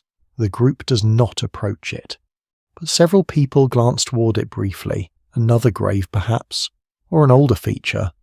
The possibility changes everything. One burial is a moment, several burials make a place. Repeated burial makes landscape into ancestry. The site grows more mysterious the longer you remain there. Why here? Why at the edge of the trees was the stream important? The hill, the view toward evening light? Or did someone simply choose a sheltered place near camp because grief had to be handled before nightfall? No answer rises from the soil. You return toward the fire as dusk begins softening the forest. Behind you, the grave settles back into shadow, almost invisible again among roots and winter grass. Around the camp, life continues. Someone breaks bones for marrow. Someone repairs a torn hide. Children sit close to the fire while smoke curls beneath darkening branches. The ordinary sounds of survival return. But now they feel different. The living continue because they must. Yet the dead remain present. This may be one of the oldest truths separating humans from mere survival. At some point, people began carrying more than hunger, cold, and fear. They carried memory. They carried the absent. They shaped Earth around grief and asked questions no tool could answer. What remains after breath? Where does a voice go? Can the ground remember someone? You sit beside the fire while night gathers through the trees. Sparks rise into the dark, brief and bright before vanishing. The buried person lies nearby beneath cold soil, silent yet not forgotten. And you begin to sense that the hidden age of Earth was not only about humans learning to survive, it was about humans learning to mourn. The ice speaks through absence. You feel this most clearly while crossing the northern plain, where almost nothing grows above the frozen ground except scattered grasses and low pale shrubs bending beneath relentless wind. The sky stretches enormous overhead, washed in dull silver light that never fully warms the land below. Somewhere far beyond the horizon, glaciers continue moving, slowly, silently. Whole mountains of ice grinding across the earth with enough force to reshape rivers, crush forests, and erase familiar roots generation after generation.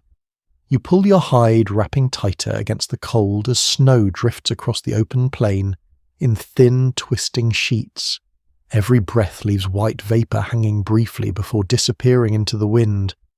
This landscape feels hostile to human life, and yet humans crossed it. Again and again. That fact continues to astonish archaeologists studying Ice Age migration. Tiny groups move through climates capable of killing exposed people within hours. They carried children, tools, embers, memory, and fragile social bonds through territories where food vanished unpredictably and winters stretched endlessly. The deeper scientists examine Ice Age environments. The clearer one truth becomes: ancient survival demanded extraordinary environmental intelligence. You stop beside a frozen stream where the surface has cracked into jagged plates of blue-white ice. Beneath them, dark water still moves slowly through hidden channels. Nearby, animal tracks cross the snow toward distant hills already fading into fog. The tracks are old. Wind has softened their edges, but they remain visible enough to follow. You notice how instinctively people read them. A broken stride suggests injury. Deeper impressions suggest heavy weight. Snow gathered inside prints reveals how much time has passed since the animal crossed. The land itself becomes a form of memory. Today, modern people often think of intelligence as something stored in books, screens, and institutions. But prehistoric intelligence lived partly in movement through landscape. Knowledge existed inside observation, repetition, weather patterns, animal behavior, seasonal timing, and survival decisions made almost automatically after years of experience. Without that knowledge, the Ice Age would have remained nearly impossible to survive. You continue northward through low hills where frozen mist clings to exposed stone. The silence feels enormous here. No insect hum, no leaves move overhead. Only wind crosses the empty ground with a distant hollow sound. Then you see bones, massive bones, half buried beneath snow near the base of a rocky slope. At first they appear like pale stones scattered randomly across the ground, but as you approach, the shapes sharpen into ribs, vertebrae, and the enormous curved tusk of a mammoth collapsed long ago beside the hillside. The sight stops everyone, not because death is unfamiliar, but because scale still matters. Even after generations beside giant animals, the body of a mammoth remains overwhelming. The ribcage alone rises nearly to your shoulder where snow has drifted against it. Several old cut marks remain faintly visible along one bone. Humans reach this carcass once. Whether they hunted the animal or found it already dead may never be known. Ancient kill sites and scavenging sites often blur together archaeologically, because both activities leave overlapping traces of butchering, fire use, and broken bone. The earth rarely preserves complete stories. You stand beside the skeleton while wind whistles through the exposed ribs like distant breath. Ice has gathered inside the hollow spaces where organs once existed. Snow fills the skull cavity. The entire scene feels ancient beyond comprehension. Yet something strange awaits nearby. A line of stone circles part of the skeleton. Not naturally scattered, placed, small at first glance, but deliberate enough to change the atmosphere completely. Some arranged near the tusk, others near the skull. The pattern raises difficult questions. Were people simply stabilizing meat processing areas, marking danger, returning later for materials, or had the enormous animal become something more symbolic after death? Archaeological discoveries connected to Ice Age megafauna occasionally reveal behavior that resists simple explanation. Certain mammoth remains appear unusually arranged. Some caves preserve collections of bear skulls or animal bones placed in patterns that feel intentional.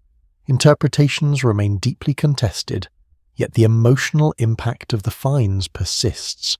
Humans did not merely consume the Ice Age world, they reacted emotionally to it. You move farther uphill where shallow caves open beneath overhanging stone. Smoke stains darken parts of the ceiling near one entrance. Inside, the floor contains old ash mixed with fragments of bone and cracked stone tools. Someone sheltered here during winter. The cave is small, barely enough space for several people and fire. Yet even this narrow refuge could mean survival during freezing storms crossing the open plain. The walls hold another surprise. Lines scratched into softer stone near the rear chamber. Simple marks, repeating shapes. Perhaps counting. Perhaps memory, perhaps meaningless. The uncertainty itself creates tension. Some investigators believe repeated markings at Ice Age sites may represent tracking systems tied to seasons, animals, or lunar cycles. Others warn that modern pattern seeking can easily impose structure where none existed intentionally. Still, standing in the cave, the marks feel difficult to dismiss entirely. Someone returned to them, someone added to them over time. You sit beside the old hearth while cold air moves faintly through cracks in the rock. Outside, snow continues drifting across the plain in soft, restless waves. The cave smells of stone, ash, and frozen earth. You imagine a winter night here thousands of years earlier, firelight trembling against the walls, wet hides steaming near heat, children sleeping beneath fur while wind screamed outside beyond the narrow entrance. The Ice Age was not endless suffering every moment. There were stories, laughter, repair work, meals, dreams, but survival always remained close to the surface, a failed migration, an injured hunter, a warming climate changing animal routes, a winter lasting too long. Tiny disruptions could collapse entire worlds. You leave the cave near dusk as pale blue light settles across the frozen hills. The mammoth skeleton below now looks almost unreal through drifting snow, its curved tusks emerging from whiteness like remnants from another planet. And perhaps in some ways it was another world. The Earth before human dominance was colder, larger, stranger, and less forgiving than modern memory easily accepts. Yet human beings crossed it anyway. Fragile fires moving through endless ice. You hear about them before you see any trace at all. The stories move quietly between fires during the colder months when travel slows and people remain closer to shelter. No one speaks loudly about the others. The conversations emerge in fragments while smoke curls upward into darkness and wind presses against stretched hides outside. People shaped differently, broad shoulders, heavy brows, strong hands, groups who lived farther west among caves and broken hills near the edge of the frozen lands. Sometimes they traded.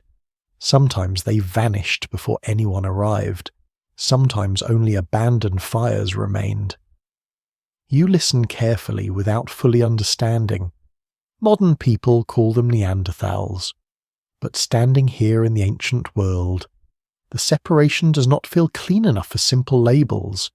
You walk through damp woodland beneath low grey clouds while cold rain drips from branches overhead. The forest floor smells of wet bark and rotting leaves. Somewhere ahead, a limestone ridge rises above the valley where several caves open toward the west. The people with you move cautiously, not fearful exactly, attentive, as though the caves belong partly to memory and partly to uncertainty. For generations, Neanderthals were misunderstood by modern culture. Early reconstructions portrayed them as dull, brutish, almost animal-like creatures destined to disappear before superior humans arrived. Yet later discoveries complicated that image dramatically. They buried some of their dead, they controlled fire, they shaped sophisticated tools. They survived Ice Age climates for enormous spans of time. And perhaps most unsettling of all, modern humans still carry traces of them genetically. The line between them and us is no longer as certain as earlier generations imagined. You reach the first cave by midday. Cold air flows outward, carrying the familiar smell of damp stone and old ash. Near the entrance, scattered flakes of worked flint lie half buried beneath sediment and moss. Someone used this place, long ago. The cave ceiling darkens deeper inside where smoke once gathered. Animal bones remain pressed into hardened soil beside fragments of charcoal preserved by dryness and time. Then you notice the tools. Different. Not completely unfamiliar, but shaped with another rhythm of movement. The edges are thicker. The flaking patterns vary subtly from the tools your own group carries. Tiny differences become enormous across thousands of years. Archaeologists often identify prehistoric cultures partly through stone tool traditions, because style carries memory. Methods pass through teaching, imitation, and repeated habit. Even slight variations can reveal separate populations, migrations, or changing technologies. You hold one of the heavier tools in your hand. Its weight feels deliberate, practical, powerful. Perhaps Neanderthal hands once gripped this exact stone while butchering meat beside winter firelight.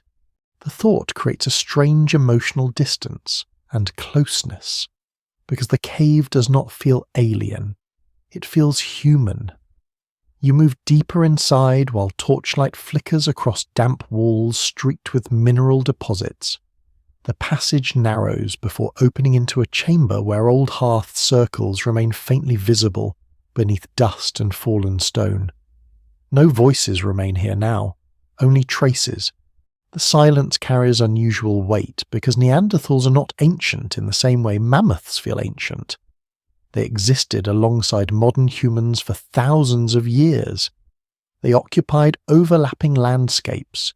They may have shared rivers, hunting grounds, shelters, and perhaps stories. Exactly what those encounters looked like remains one of prehistory's most haunting questions. Some evidence hints at cooperation, other evidence suggests competition, most likely. Reality shifted from place to place over immense stretches of time.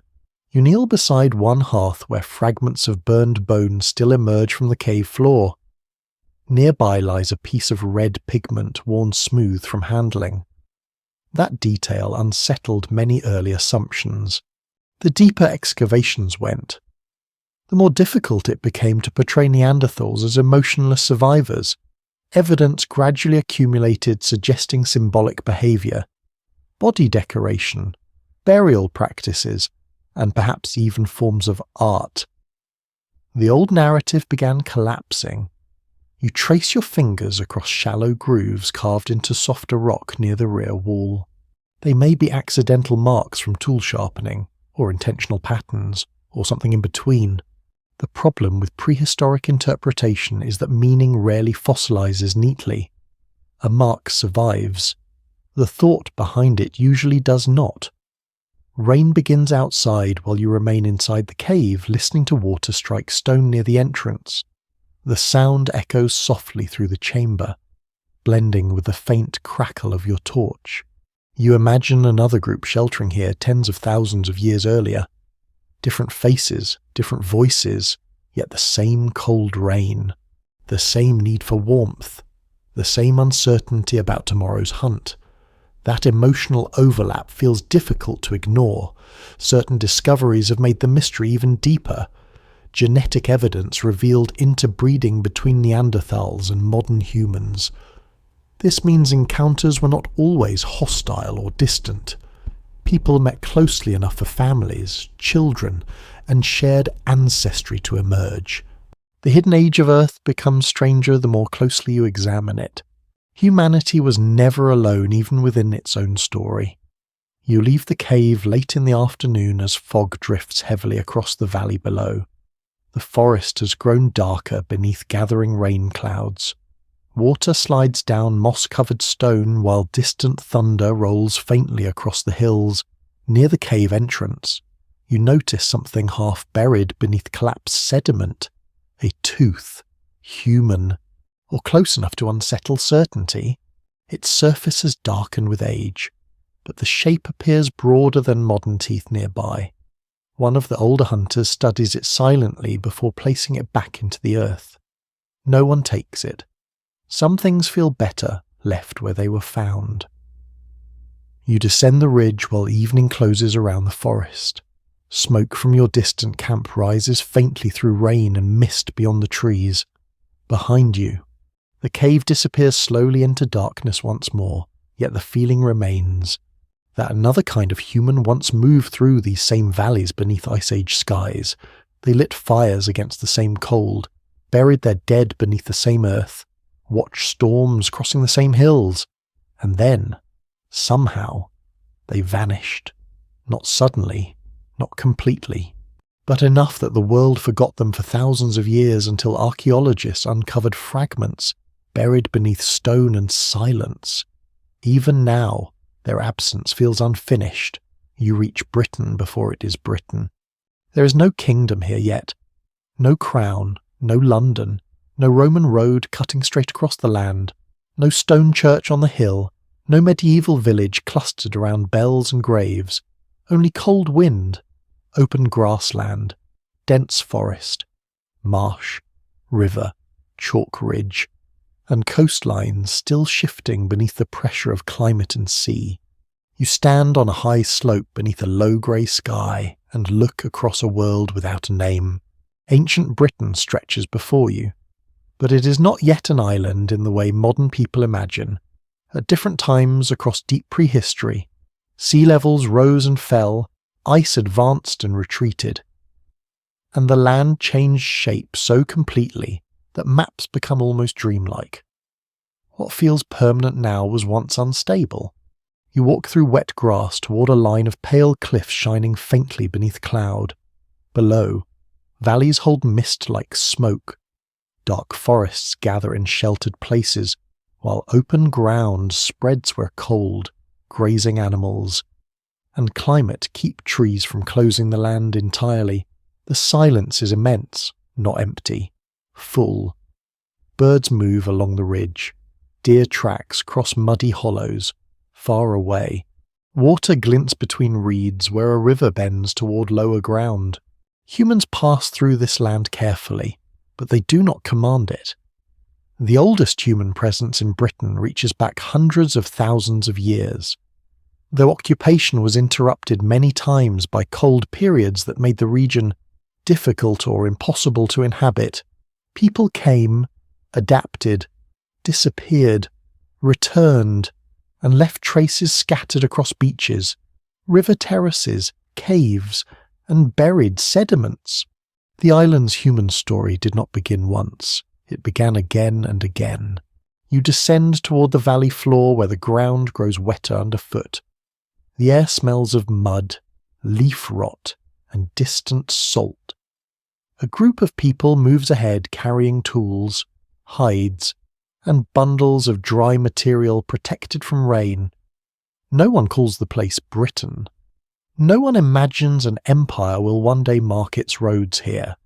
To them, the land is known by memory, the river that floods in spring, the cave that holds warmth in winter, the ridge where herds can be seen from far away, the marsh where fish gather, the hollow where someone was buried. Names may exist, but they live only in speech, passing from one generation to another until voices fail or people move away. You pause beside a chalk outcrop where flint nodules emerge from pale stone like dark eyes in the cliff face. Someone strikes one carefully with another stone, releasing a sharp flake that flashes in the weak daylight. This material matters. Flint-shaped human possibility across ancient Britain. It became blades, scrapers, points, and tools for working hide, wood, bone, and meat. Later, people would dig deep mines into chalk to reach better quality flint underground. But even now, the stone is already part of survival. The ground offers technology to those who know how to read it. A small detail complicates the scene. Beside the fresh flakes lies an older scatter of worked stone, weathered and half buried beneath soil. Different hands struck those pieces, perhaps from another group, perhaps from another season, perhaps from people who lived here long before anyone now alive. The landscape is already layered with human absence. Excavations across ancient Britain have repeatedly shown that sites were revisited across enormous spans of time. One generation might camp near the traces of another without knowing their names. A useful location could draw people back for practical reasons. But repeated return may also have created memory. A good hunting place becomes familiar. A familiar place becomes meaningful. A meaningful place becomes difficult to abandon. You continue across the valley as fog thickens among low trees, somewhere to your right. A stream runs over stones with a soft glassy sound. The people around you become quiet as they approach a limestone cave hidden partly by ivy and thorn. The entrance is narrow. Cold air seeps from within. Inside, the floor drops gently into darkness. torchlight reveals old animal bones, fragments of charcoal, and sediment layered like the pages of a book no one can fully read. British caves have preserved some of the most haunting prehistoric evidence in the landscape. Human remains, animal bones, tools, art objects, and traces of repeated occupation appear in places where cold, darkness, and mineral conditions protected fragments from destruction. But caves rarely give simple answers. A bone may be carried by humans or dragged by animals. A burned patch may mark a hearth or a later disturbance. A chamber may have been shelter, storage, ritual space, refuge, or simply a place used differently across thousands of years. You move deeper into the cave and hear water dripping steadily into a hidden pool. The sound repeats until it seems older than thought. The walls glisten with moisture. Smoke from the torch curls upward and disappears into dark cracks above. Here, ancient Britain feels underground, not in tunnels built by later hands, but in deeper memory. Beneath future fields, beneath Roman villas, beneath medieval churches, beneath modern streets, this earlier world remains pressed into hidden layers. You think of all the names that have not yet happened: Celtic Britain, Roman Britain, Anglo-Saxon kingdoms, Norman castles, industrial cities. All of them are still far away. For now, the land belongs to rivers, animals, weather, stone, and scattered fires. You leave the cave near dusk, outside. Rain begins falling softly across the valley. Mist blurs the hills until the landscape seems unfinished, as if still deciding what shape it wants to become. In the distance, dark forms move through the rain, a herd crossing open ground. Beyond them, perhaps another group of people watches from cover. The region that will one day be called Britain is not isolated in spirit, even when water later surrounds it.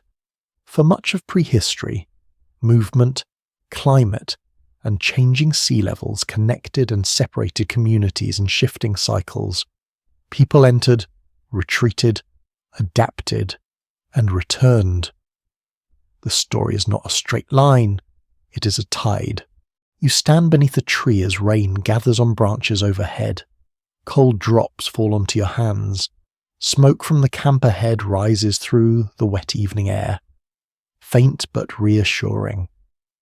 This ancient land holds no castles yet, no buried Roman city, no underground medieval crypt, no forgotten churchyard, and still, it is already full of hidden history, footprints beneath clay, tools beneath river gravel, bones inside caves, old camps under fields, unmarked graves beneath roots.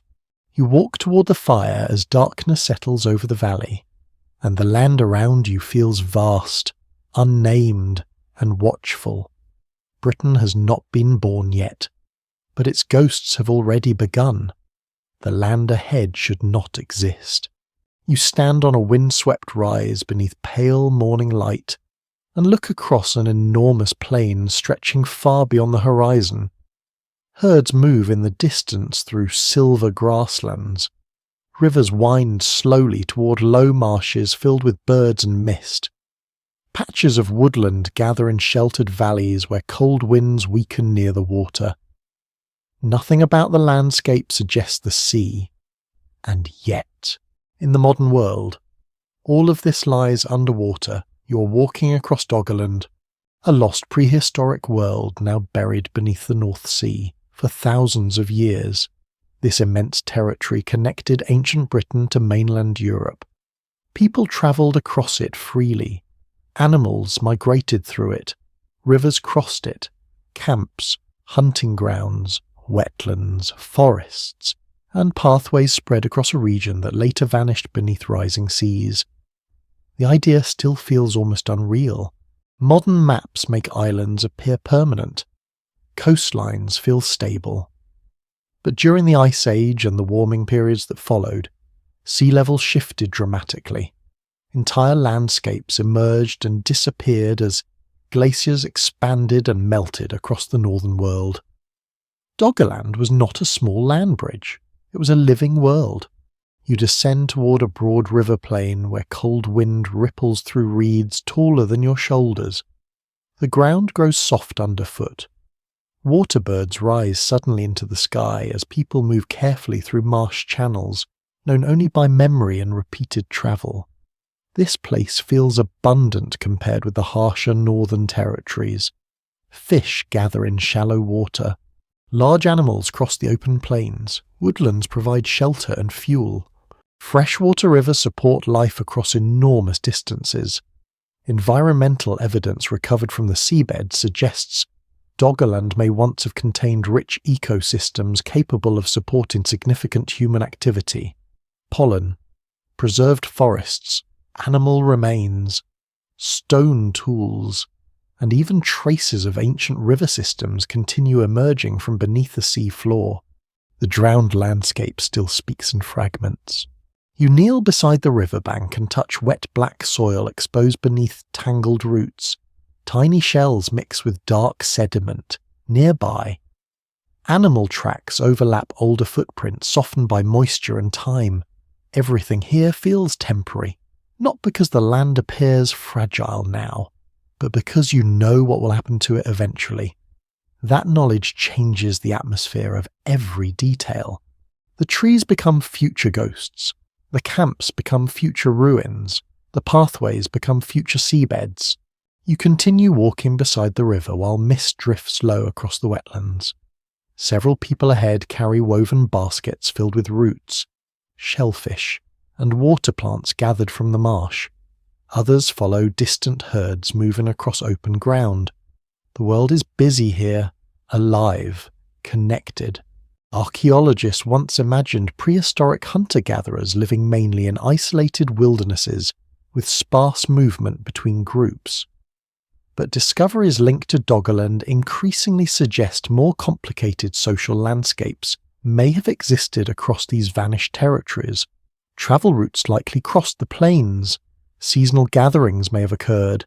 Knowledge, tools, stories, and relationships probably moved farther than older theories once assumed. The lost land beneath the sea may have been far more populated than anyone realized. You stop near a strange formation beside the river.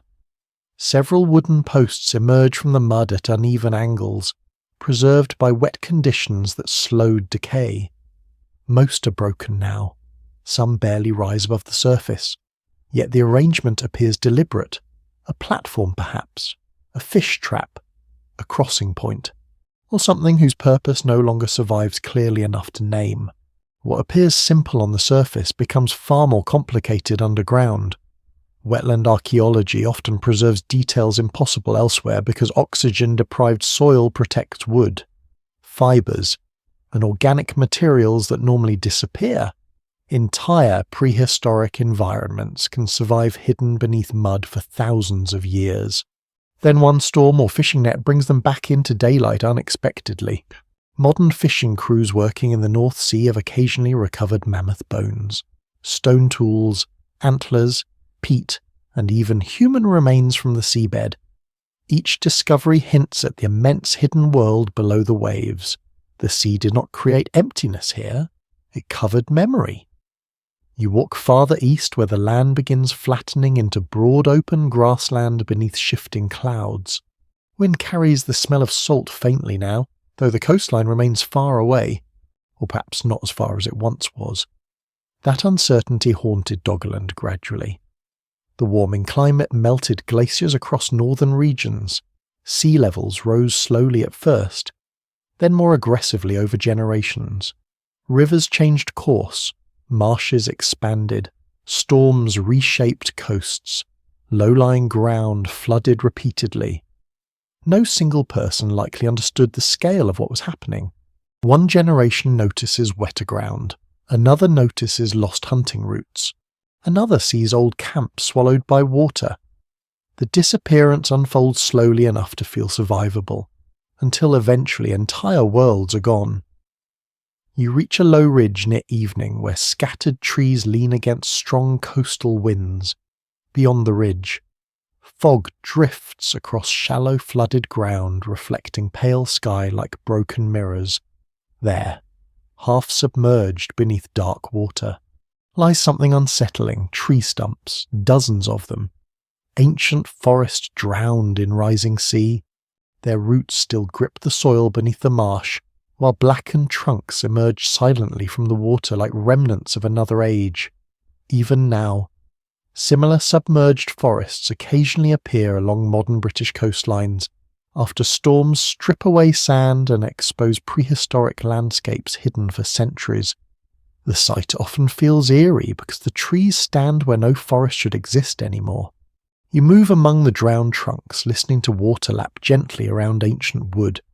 Moss clings to bark preserved by cold, wet conditions. Some trees fell naturally, others may have been cut. The boundary between natural change and human activity blurs constantly here. A troubling detail catches your attention near one stump: stone flakes. Worked flint scattered among roots now submerged beneath shallow water. Someone once stood here shaping tools beside living trees under open sky. Now the place belongs to tide and silence. You remain there until dusk deepens across the drowned forest. The air grows colder. Fog thickens over the flooded ground, while distant bird calls echo across dark water. The lost world beneath the North Sea no longer feels imaginary. It feels recent, fragile, human. You turn back toward camp as night slowly settles across Doggerland. Fires glow faintly in the distance beside rivers that will one day vanish beneath the sea, and somewhere in the darkness ahead, people continue sleeping peacefully in a land they cannot yet know is disappearing beneath them, one generation at a time. The sea comes quietly at first, not as a wall, not as a single disaster that everyone can see and name. It arrives through damp ground, brackish pools, drowned paths, shifting marshes, and storms that bite deeper into the lowlands each year. You walk at dawn across a plain that was once dry enough for herds and camps, but now shines with shallow water beneath a cold grey sky. Reeds tremble in the wind. Birds move restlessly above flooded channels. The air smells different here now, touched by salt. The land is changing, everyone knows it, but knowing is not the same as understanding. You follow a narrow strip of higher ground where people have carried bundles, tools, sleeping hides, and embers wrapped in ash. Behind you, the old camp lies abandoned near a river bend that has flooded 3 times in one season. Ahead, another ridge rises beyond mist. Safer for now, though no one speaks of safety as if it will last forever. This is how a world disappears. One familiar route at a time, one campsite at a time, one memory becoming impossible to revisit. The lost landscapes between Britain and Europe did not vanish overnight in human experience. Sea levels rose across generations as ice melted far away. And the people living here would have known change through practical details. A crossing became dangerous. A freshwater pool turned bitter. A forest edge collapsed after storms. Animals shifted their routes. The evidence suggests a slow drowning, interrupted by sudden violent events that may have seemed almost supernatural to the people who endured them. You stop beside a line of old trees standing in shallow water. Their trunks are dark, waterlogged, and silent. Roots still grip the buried soil beneath the flood, but their branches are dead. Around them, small waves lap gently where grass once grew. The sight feels like a warning, not loud, not dramatic, worse than that, ordinary. A drowned forest still looks like a forest for a while. A ruined path still looks passable until one step sinks too deep. A home can remain visible after it is no longer livable. That slow betrayal may have shaped memory more deeply than one sudden storm. You crouch near the water's edge and see old footprints preserved in mud beneath a thin layer of silt. Human tracks, animal tracks, all softened by rising water. Soon they will disappear completely. A child beside you reaches toward them, but an older woman gently pulls the child back. The gesture is small, protective, almost reverent. No surviving evidence explains how ancient people spoke about disappearing land. They may have told stories of angry waters, shifting spirits, drowned ancestors, or simply remembered places where hunting had once been good. Some memories may have lasted for generations, altered each time they were told beside evening fires. The sea does not only take land, it changes stories. By midday, rain begins falling across the marsh. The sky lowers until water, cloud, and horizon blur into the same dim grey. You continue walking beside a group of travellers carrying antler tools, baskets, fire materials, and bundles of dried meat. Every object has been chosen. No one can carry the whole past. That truth settles heavily over the journey. When people are forced to leave a place, they take what survival allows: tools, children, fire, food, memories, perhaps a carved object, perhaps a bone from a grave, perhaps nothing from the dead at all. Everything else remains: buried camps, stone flakes, wooden stakes, forgotten hearths, tracks pressed into mud beside vanishing rivers.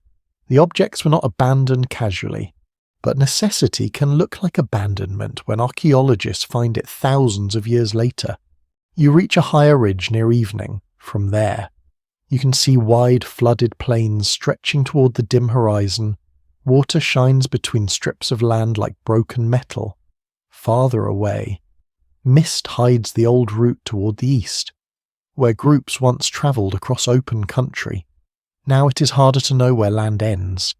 The changing sea must have altered relationships between communities. People who once crossed freely may have become separated by dangerous waters. Others may have gathered on shrinking high ground, creating pressure, exchange, conflict, or new alliances. The social effects remain partly hidden beneath the waves. Archaeology can recover tools and bones from submerged landscapes, but not the feeling of watching distance become unreachable.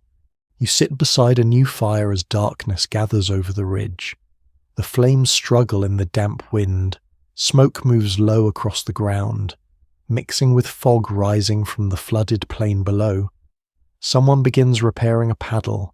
Someone else sharpens a blade. A child sleeps against a rolled hide, exhausted from walking. Life continues because it must. Yet the mood around the fire feels different from camps deeper inland. People glance often toward the lowlands. They listen when the wind shifts. They watch the water even after dark, as if the sea might move closer while they sleep, and in a sense, it will. Not tonight, perhaps, but over years, over lifetimes. The drowning of Doggerland remains one of the most haunting transformations in prehistoric Europe, because it reminds you how much human history lies beneath modern coastlines. The land modern people call empty sea once held forests, camps, animals, tools, rivers, and human footsteps. A buried city beneath London feels mysterious because stone rooms survive under streets. But Doggerland is stranger. An entire world lies beneath water. No towers, no walls, no written warnings. Only submerged valleys, ancient sediments, and objects pulled unexpectedly from the seabed. Late in the night, wind strengthens. Rain strikes the shelter in soft, uneven bursts below the ridge. Dark water moves through the drowned trees with a slow, breathing sound. You lie awake listening. The sea does not roar, it whispers, it enters roots, it fills hollows, it covers paths. It waits for memory to become too heavy to carry. You think of the people who will one day live on the island left behind. They may inherit fragments of stories about land lost beneath water. They may remember crossings no longer possible. They may stand on cliffs and look east without knowing exactly what vanished. The world before humans dominated was not only wild because of animals, cold, and hunger. It was wild because the earth itself kept changing beneath their feet. By morning, the rain has stopped. Fog rests across the flooded plain. The old camp below is almost invisible now, hidden behind water and reeds. You turn away with the others and continue toward higher ground. Behind you, the sea keeps rising without hurry, and beneath its grey surface, another human world begins its long sleep. The entrance is almost invisible. You would miss it entirely if no one guided you there. The hillside appears ordinary from a distance, covered in damp grass and pale wildflowers bending beneath cool wind. Chalk rises through the earth in white patches where rain has stripped away darker soil, but near the base of the slope, hidden behind tangled brush and loose stone, a narrow shaft opens into darkness. Cold air rises from below. You stand at the edge and peer downward. The shaft descends farther than expected, disappearing into blackness beyond the reach of daylight. Moisture glistens along the walls, somewhere deep underground. Water drips softly against stone. This is not a cave shaped only by nature. Human hands open this place. Long before Roman Britain built roads and walls across the land, prehistoric people were already descending underground in search of flint hidden inside chalk. The mines they created were astonishingly labour-intensive, using antler picks, stone hammers, bone tools, and firelight. They dug shafts deep into the earth to reach better quality stone. The scale still surprises modern archaeologists. You lower yourself carefully down the shaft using footholds cut into the chalk. The air grows colder with each step above you. The circle of daylight shrinks slowly until it resembles a pale, distant moon suspended overhead. The underground changes sound. Breathing becomes louder. Loose stones striking the wall echo strangely. Even silence feels heavier here. You reach the bottom and step into a chamber extending outward through narrow passages carved by repeated digging. The walls glow pale beneath flickering torchlight. Chalk dust covers the floor in soft white layers, disturbed by footprints and tool marks. The chamber smells dry compared with the wet caves farther north. Dust, smoke, stone. You run your hand along the wall and feel grooves left by antler picks scraping through chalk thousands of years earlier. The marks overlap one another in dense patterns where miners followed hidden seams of flint through the underground. Someone spent enormous effort creating this place, and they did so without metal tools. That detail continues to trouble assumptions about prehistoric engineering. Ancient mining sites across Britain reveal sophisticated planning, coordination, and labour organisation long before written records appear in the region. These were not random holes in the ground. They were systems. You follow one tunnel deeper beneath the hillside. The passage narrows until your shoulders nearly touch both walls. Torch smoke curls low overhead. Every few moments, tiny fragments of chalk fall softly from the ceiling. The deeper you move underground, the stranger the atmosphere becomes. Not frightening exactly, more intimate. The surface world feels impossibly far away now. Wind, birds, rivers, and forests have disappeared entirely. Only stone remains around you, enclosing the body inside darkness shaped by ancient labour. Some prehistoric miners likely worked by weak animal fat lamps or small controlled fires. Oxygen levels, tunnel stability, and visibility would all have affected how long people could remain underground safely. The work demanded patience rather than speed. You reach a larger chamber where several discarded antler picks lie scattered beneath collapsed rubble. Their surfaces have darkened with age, but the worn tips still reveal repeated impact against chalk. A curious detail emerges near the wall. Someone scratched lines into the softer stone beside the work area. Not random marks from mining. Something more deliberate. Parallel strokes grouped together, then crossed, then repeated again. Perhaps counting extracted flint. Perhaps marking shifts or ownership. Perhaps nothing so practical at all. The meaning slips away the moment certainty approaches. The underground world often complicates interpretation because environments shape human behaviour differently below the surface. Isolation, darkness, echoing sound, confined space, and dependence on light create psychological conditions unlike ordinary life above ground. Some prehistoric mines contain evidence suggesting miners return repeatedly to particular chambers even after flint seams were exhausted. Certain objects appear deliberately placed. Animal remains sometimes emerge in unusual contexts.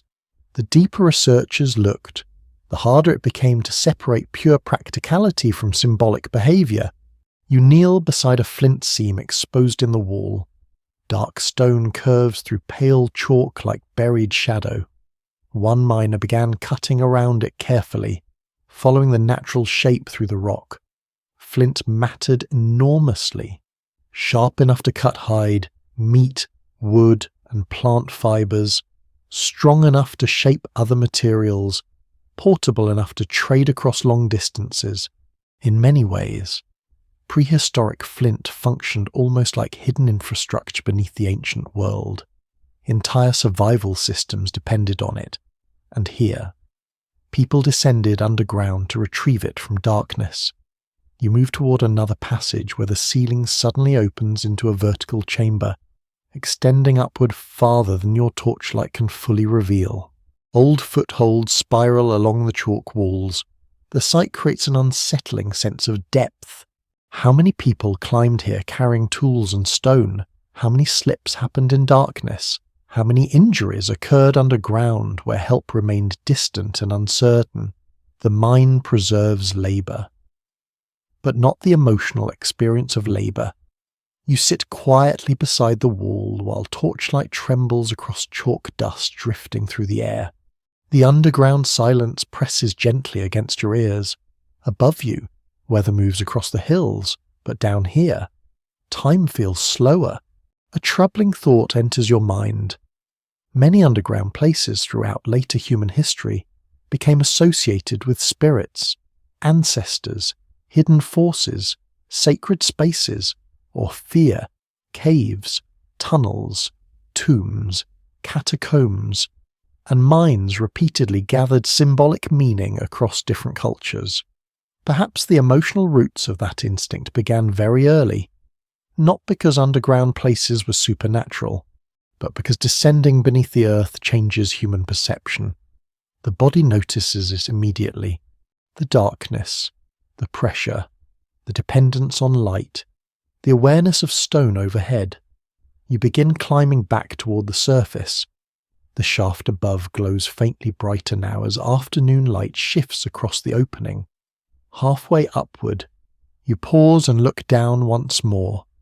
The mine below appears almost endless beneath the weak torchlight, a hidden world inside the hill, created patiently through generations of labour no one above ground would ever fully see. When you finally emerge, cold wind brushes your face with startling freshness. The sky seems impossibly large after the narrow underground chambers. Grass bends across the hillside while clouds drift over distant valleys, touched by fading evening light. Behind you, the shaft disappears quietly into shadow once more. No monument marks the place. No great ruins rise above it. Yet beneath the hill lies proof that humans were already reshaping the earth long before kingdoms imagined themselves powerful. Not with armies, not with empires, but with stone tools, firelight, memory, and hands willing to descend into darkness. The pattern only becomes visible from higher ground. You climb slowly through wet grass beneath a pale evening sky while wind moves across the hills in long cold breaths. Behind you, smoke from distant camps drifts upward through forest valleys already darkening with approaching night. Ahead, the land appears empty, then the light changes. Shadows stretch lower across the hillside, and suddenly faint shapes emerge from the earth itself. Circular depressions, long ditches, raised banks softened by age, narrow pathways cutting between them in curves too deliberate to ignore. At first the arrangement seems almost accidental, but the longer you stand there, the more intentional it becomes. Ancient geometry lies beneath the grass. You walk toward the nearest earthwork where the ground dips suddenly beneath your feet. Rainwater gathers inside the shallow trench while reeds sway along its edges. Nearby, a low mound rises just enough to interrupt the horizon. No walls remain, no timber, no roofs, only shape.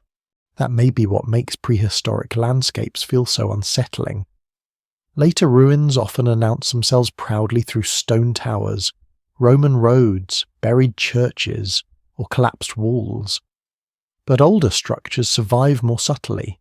They remain pressed into hillsides like memories too faint to disappear completely. The earth remembers pressure. You follow the curve of the ditch while evening mist gathers slowly across the open ground. The formation extends farther than expected, disappearing beneath grass and low brush before rising again on the opposite side of the ridge. Too large for accident, too carefully shaped for convenience alone. Some investigators believe certain prehistoric earthworks may have served multiple roles simultaneously. Gathering spaces, territorial markers, ritual sites, seasonal meeting grounds, astronomical observation areas, defensive structures, or symbolic landscapes may all overlap within the same place. Modern categories struggle against ancient complexity. You kneel near the ditch wall and notice pale fragments of chalk mixed into darker soil. Someone carried this material intentionally from deeper ground below. Tiny pieces of charcoal remain scattered nearby beneath layers of sediment. Fire once burned here. Repeatedly, perhaps. A troubling detail appears farther along the embankment. Animal bones. Not many, only fragments. But several seem arranged rather than discarded casually. One deer skull rests partly buried beside the ditch edge, its antlers broken long ago by weather and time. The discovery shifts the atmosphere again. Ordinary settlement debris often scatters randomly. This feels different. Not dramatic enough to explain itself, yet deliberate enough to resist dismissal. You continue walking as dusk deepens around the hills. Fog drifts low through the trenches until sections of the earthwork vanish and reappear in fragments. The landscape becomes dreamlike. That effect may have mattered. Certain prehistoric monuments appear positioned carefully within valleys, ridges, rivers, and horizon lines where weather and light transform visibility dramatically during different seasons. Some sites emerge beautifully at dawn. Others disappear almost completely in mist. The environment itself becomes part of the architecture. You climb onto one of the low embankments and look outward across the surrounding terrain. More shapes slowly reveal themselves. Another circle farther west. A long raised line crossing open ground. A second ditch almost hidden beneath brush. The entire hillside has been altered. Not violently, patiently, over time. The scale feels difficult to absorb because no single feature overwhelms the eye. Instead, the land itself has been persuaded into pattern through labour repeated generation after generation. People carried soil here, cut trenches here, gathered here, returned here. The effort alone suggests importance. Excavations at prehistoric ceremonial landscapes in Britain have repeatedly uncovered evidence that ancient people invested enormous communal labour into shaping places with no obvious practical necessity. Ditches were dug using antler picks and simple tools. Earth was moved basket by basket. Timber circles rose and vanished long before stone monuments appeared later in some regions. Why? The question continues lingering over these landscapes like fog. You descend into one of the circular enclosures where the wind weakens slightly below ground level. The silence changes here. Sound from the outer hills becomes muffled by the earth wall surrounding you. Even your breathing feels louder. You begin noticing alignments. Openings in the ditch line facing certain directions.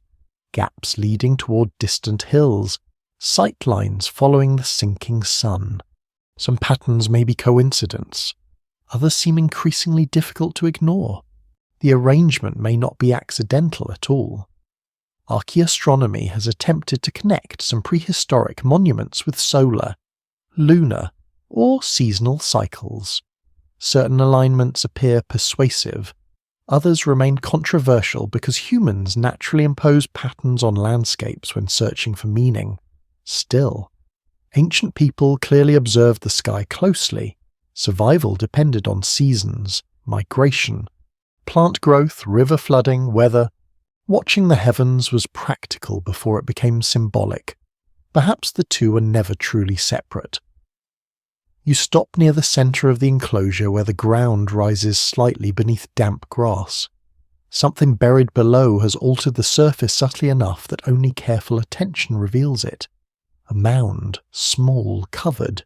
You scrape away loose soil gently with your hand. Beneath it lies stone.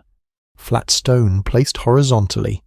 The feature could be many things: a marker, a collapsed structure, a grave. The surrounding earth hides most of it completely. And that uncertainty creates tension stronger than certainty might have. The hidden age of Earth increasingly feels buried not because evidence vanished entirely, but because surviving traces remain incomplete enough to provoke endless interpretation. You sit quietly beside the buried stone while darkness spreads across the hills. Somewhere beyond the fog, distant fires glow near temporary camps scattered through the ancient landscape.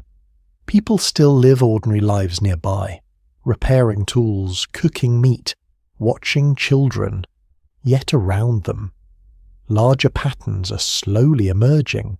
Shared gathering places, monumental labour, landscapes shaped deliberately over generations, memory becoming fixed to geography more permanently than before. The transition feels subtle from inside it. No one announces the beginning of a new era, but something is changing. The land itself is becoming organised by meaning. You rise and begin walking back across the ridge beneath a sky turning deep blue with approaching night. The earthworks fade slowly into shadow behind you until only fragments remain visible through the mist. Yet you know they are still there beneath the darkness. Huge patterns sleeping beneath grass, ancient geometry hidden in silence, waiting for future archaeologists to uncover them piece by piece and wonder what kind of people first decided the earth should carry memory in shapes large enough to outlive their own voices. The first village does not look like a village at first. You come upon it slowly through morning fog, following the smell of smoke and damp earth across a low valley where the forest has been opened by human hands. Trees still surround the place, dark and watchful. But inside the clearing the ground feels different, worked, disturbed, claimed, though not completely. Several small houses stand near one another, built from timber posts, woven branches, mud, thatch, and packed earth.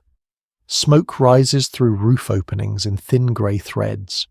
Outside, people move between storage pits, drying racks, hearths, and fenced spaces where animals stir quietly in the cold. For the first time in your journey, human life feels less like a passing shadow. It has begun to stay. You step carefully into the settlement while wet grass brushes your legs. The air smells of wood smoke, animal dung, damp straw, and grain roasting near a fire, somewhere nearby. A child laughs softly, then falls quiet as strangers approach. This is not a city, not a kingdom, not yet. But it is a profound change.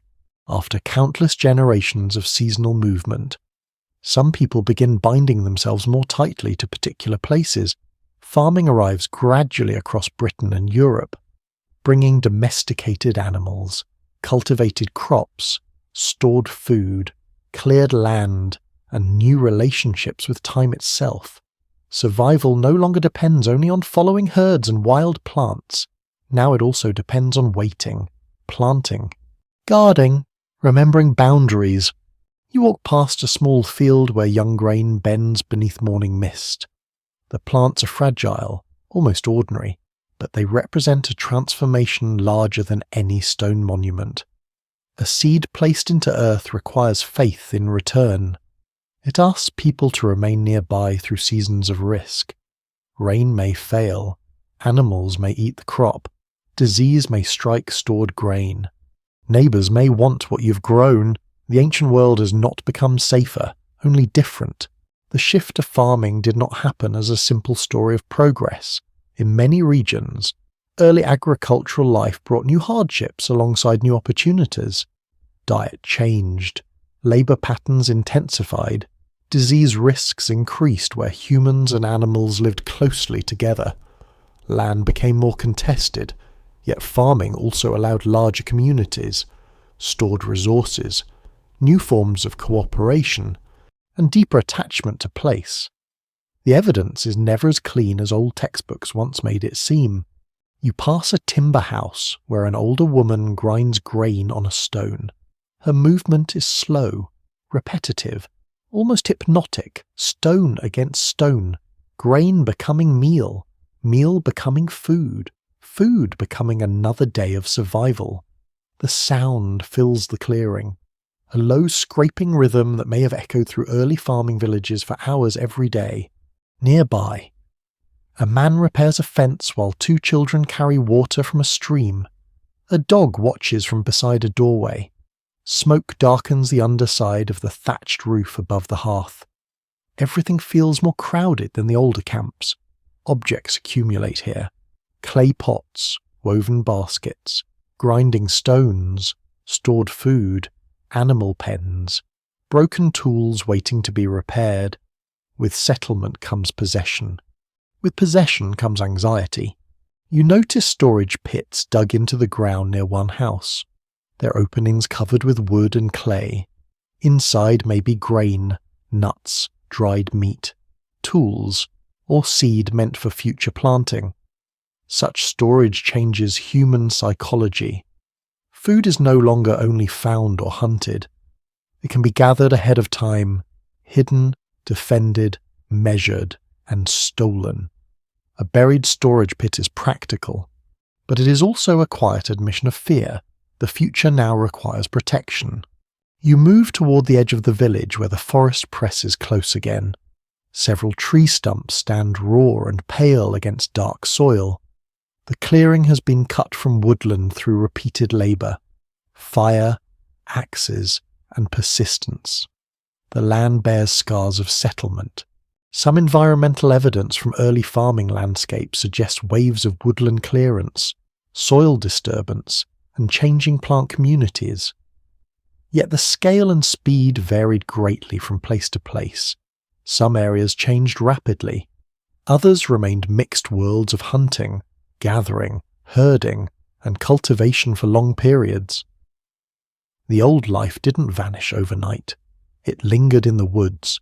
You look back at the houses through drifting smoke and realize that people here still depend on wild things. Deer, fish, berries, nuts, timber, reeds, stone, clay, herbs, and seasonal knowledge remain essential. Farming does not sever humans from nature. It rearranges the relationship. The village is surrounded not by emptiness, but by a living landscape still capable of hunger, storm, disease, and failure. At midday, rain begins softly. People move stored goods under shelter. Animals are guided toward fenced areas. Children are called inside. The settlement responds as one body, each person knowing a task shaped by repetition. This coordination feels new. In mobile camps, cooperation centered on movement, hunting, gathering, and shared survival. Here, labor extends into fields, buildings, storage, boundaries, and animals. Time becomes organized by planting seasons, harvest, repair cycles, births, deaths, and obligations tied to one place. A house can hold warmth, it can also hold memory. You enter one dwelling as rain thickens overhead. Inside, the light is dim and smoky. The floor is packed earth. Tools hang from wooden supports. A clay pot rests near the hearth, its surface darkened by use. The walls smell of mud, straw, smoke, and human presence. This is shelter, but also identity. A family may sleep here, eat here, tell stories here, store goods here, bury certain objects beneath the floor perhaps, though the reason may never be clear. At some early farming sites, objects appear placed under house floors, near entrances, or in pits in ways that suggest meanings beyond disposal. A broken tool, animal bone, pottery fragment, or human remain may occupy a position that feels intentional. The place resists simple explanation. Perhaps these acts protected the household. Perhaps they honoured ancestors. Perhaps they marked abandonment. Perhaps practical and symbolic meanings were inseparable. You step back outside as rain fades into mist. Beyond the settlement, low hills rise toward the horizon where older earthworks and burial places may already exist. The village does not replace the sacred landscape. It joins it. People now live closer to the dead, closer to stored food, closer to fields that remember their labour. The ground becomes layered not only with camps, but with houses, pits, fences, pathways, and boundaries. The human footprint deepens, yet domination remains incomplete. One failed harvest can undo confidence. One storm can flatten roofs. One sickness can move through people and animals. One conflict can empty a village. You stand at the clearing's edge while evening smoke gathers above the rooftops. The settlement glows softly in the fading light.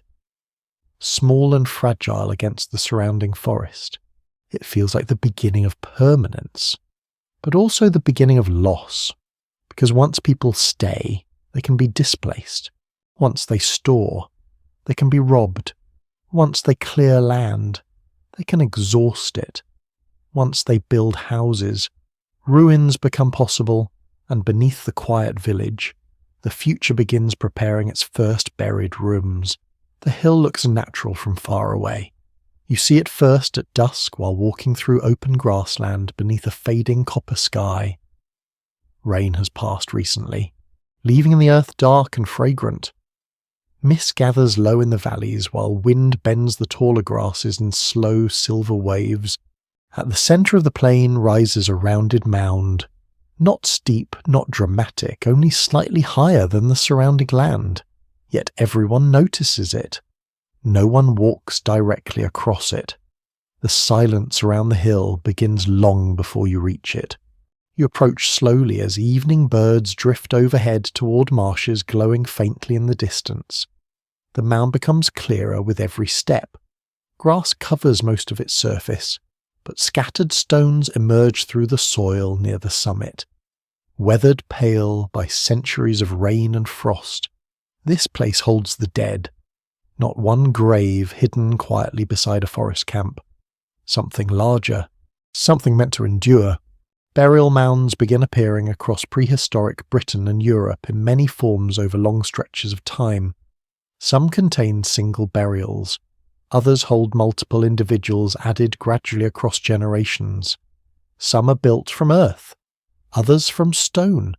Certain tombs include long passages leading into inner chambers hidden beneath hillsides. The labour alone suggests powerful meaning. You climb the lower slope carefully. The ground feels firmer here where packed earth and stone lie beneath the grass. Tiny white fragments of chalk appear in the soil beside darker clay. People carried this material here deliberately. Basket after basket, handful after handful, the mound was built. A strange emotional tension surrounds prehistoric tombs because they combine intimacy and monumentality at the same time. A body is personal.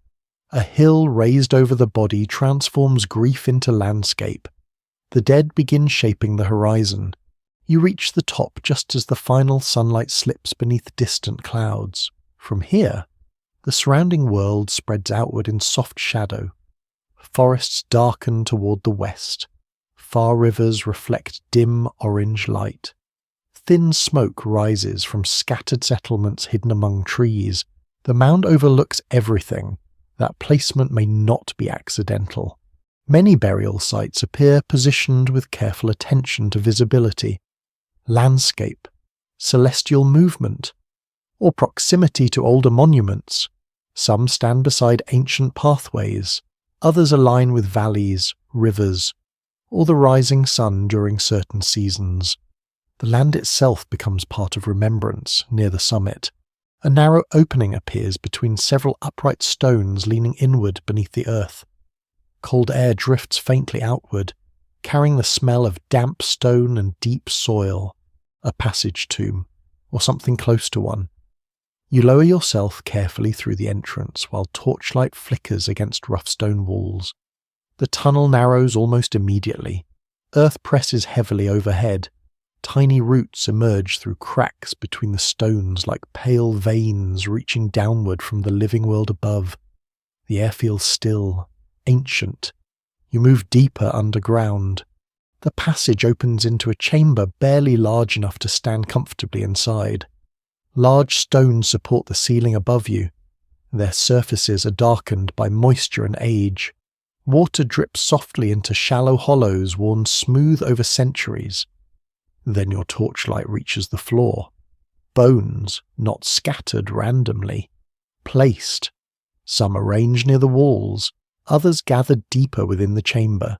A polished stone axe rests beside one burial area, its edge still smooth despite immense age. The atmosphere changes immediately. This is no accidental shelter. This chamber was created for the dead. Excavations inside prehistoric tombs have uncovered extraordinary variation. Some bodies appear intact, others were moved, rearranged, or revisited long after burial. Certain tombs contain only selected bones, others preserve evidence of repeated ceremonies, offerings, or later disturbance. The deeper archaeologists investigated these places, the stranger the evidence often became. Death here was not always simple disposal. It involved return, memory, manipulation, possibly conversation between the living and the dead. You kneel beside one set of remains partially covered in red ochre staining the surrounding earth. Nearby lies a carved bead made from bone or antler. Worn smooth from handling before burial, the objects feel personal, chosen. A troubling detail catches your attention near the rear wall. Several skulls face outward toward the entrance passage. Whether placed intentionally or shifted over time remains uncertain, yet the arrangement alters the emotional atmosphere instantly. The chamber begins feeling less like storage and more like presence. You hear only dripping water and your own breathing. Some researchers propose that prehistoric tombs functioned partly as ancestral spaces where communities maintained ongoing relationships with the dead. Others caution against projecting later spiritual ideas backward too confidently. Still, the architecture itself suggests prolonged significance. These chambers were built to be revisited. You run your hand across one of the supporting stones. Its surface bears shallow markings almost invisible beneath moisture and mineral staining. Curving lines, repeated grooves, perhaps decorative, perhaps symbolic, perhaps made long after the tomb itself was built. The meaning has slipped beyond recovery, but the intention lingers. You imagine torchlit gatherings here generations earlier. People entering slowly through the narrow passage carrying offerings, bones, tools, or memory into the earth. Smoke gathering beneath the low ceiling while voices echoed softly among the stones. Outside, storms crossed the hills. Inside, ancestors remained beneath the mound.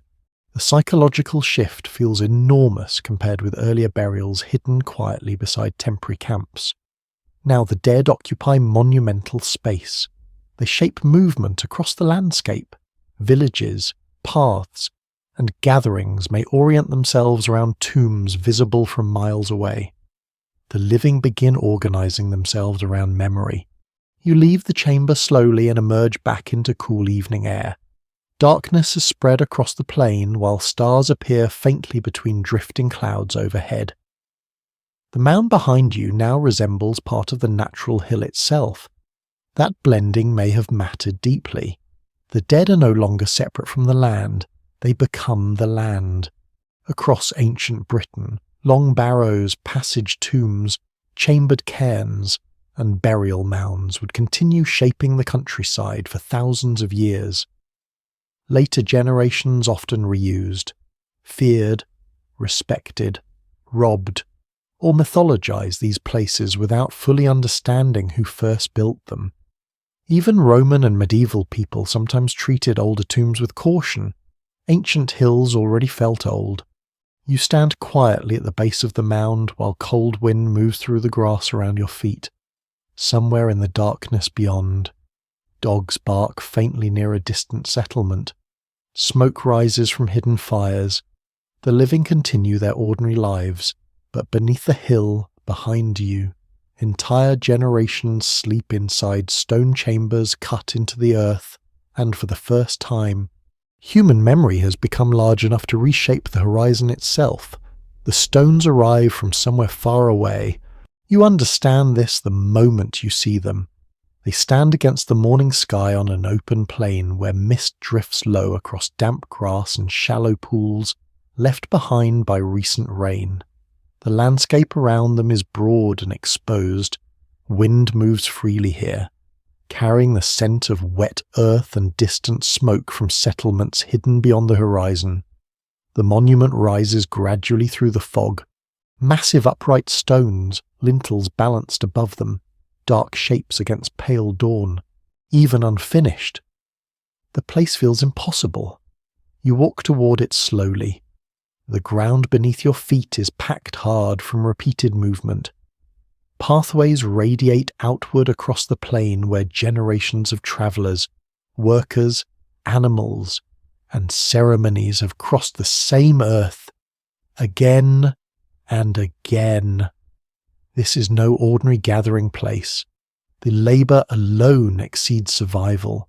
Long before Roman Britain built its roads and fortifications, prehistoric communities were already organising immense communal projects requiring planning, transport, engineering, food supply, and cooperation across large distances. The stones before you prove it. You stop beside one lying partly embedded in the ground. Its surface is rough and cold beneath your hand. Moss gathers in cracks worn by weather. The stone itself does not belong naturally to this exact plane. It was brought here. That fact changes everything. The transportation of massive stones across prehistoric landscapes remains one of the most fascinating engineering achievements of ancient Britain. Some stones travelled extraordinary distances over land, water, or both.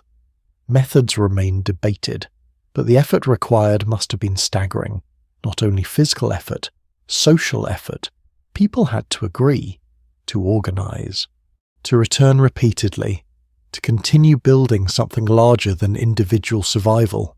You move farther into the monument while early sunlight pushes slowly through the mist. More stones emerge from the haze one by one, some standing fully upright, others still lying nearby awaiting placement. The atmosphere feels strangely calm despite the scale. No shouting, no frantic movement, only repetition. Ropes tightening, wood creaking, hands guiding stone patiently upward. The ancient world often achieved astonishing things through rhythm rather than speed. You notice wooden sledges near the edge of the site alongside piles of timber rollers darkened by mud. Nearby, workers shape smaller stones using hammerstones and careful repeated strikes. Tiny fragments scatter across the ground like pale, broken teeth.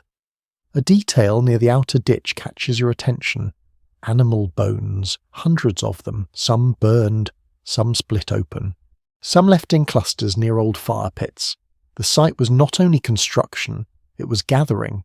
Excavations around major prehistoric ceremonial centres have uncovered evidence of large feasting events involving people travelling considerable distances.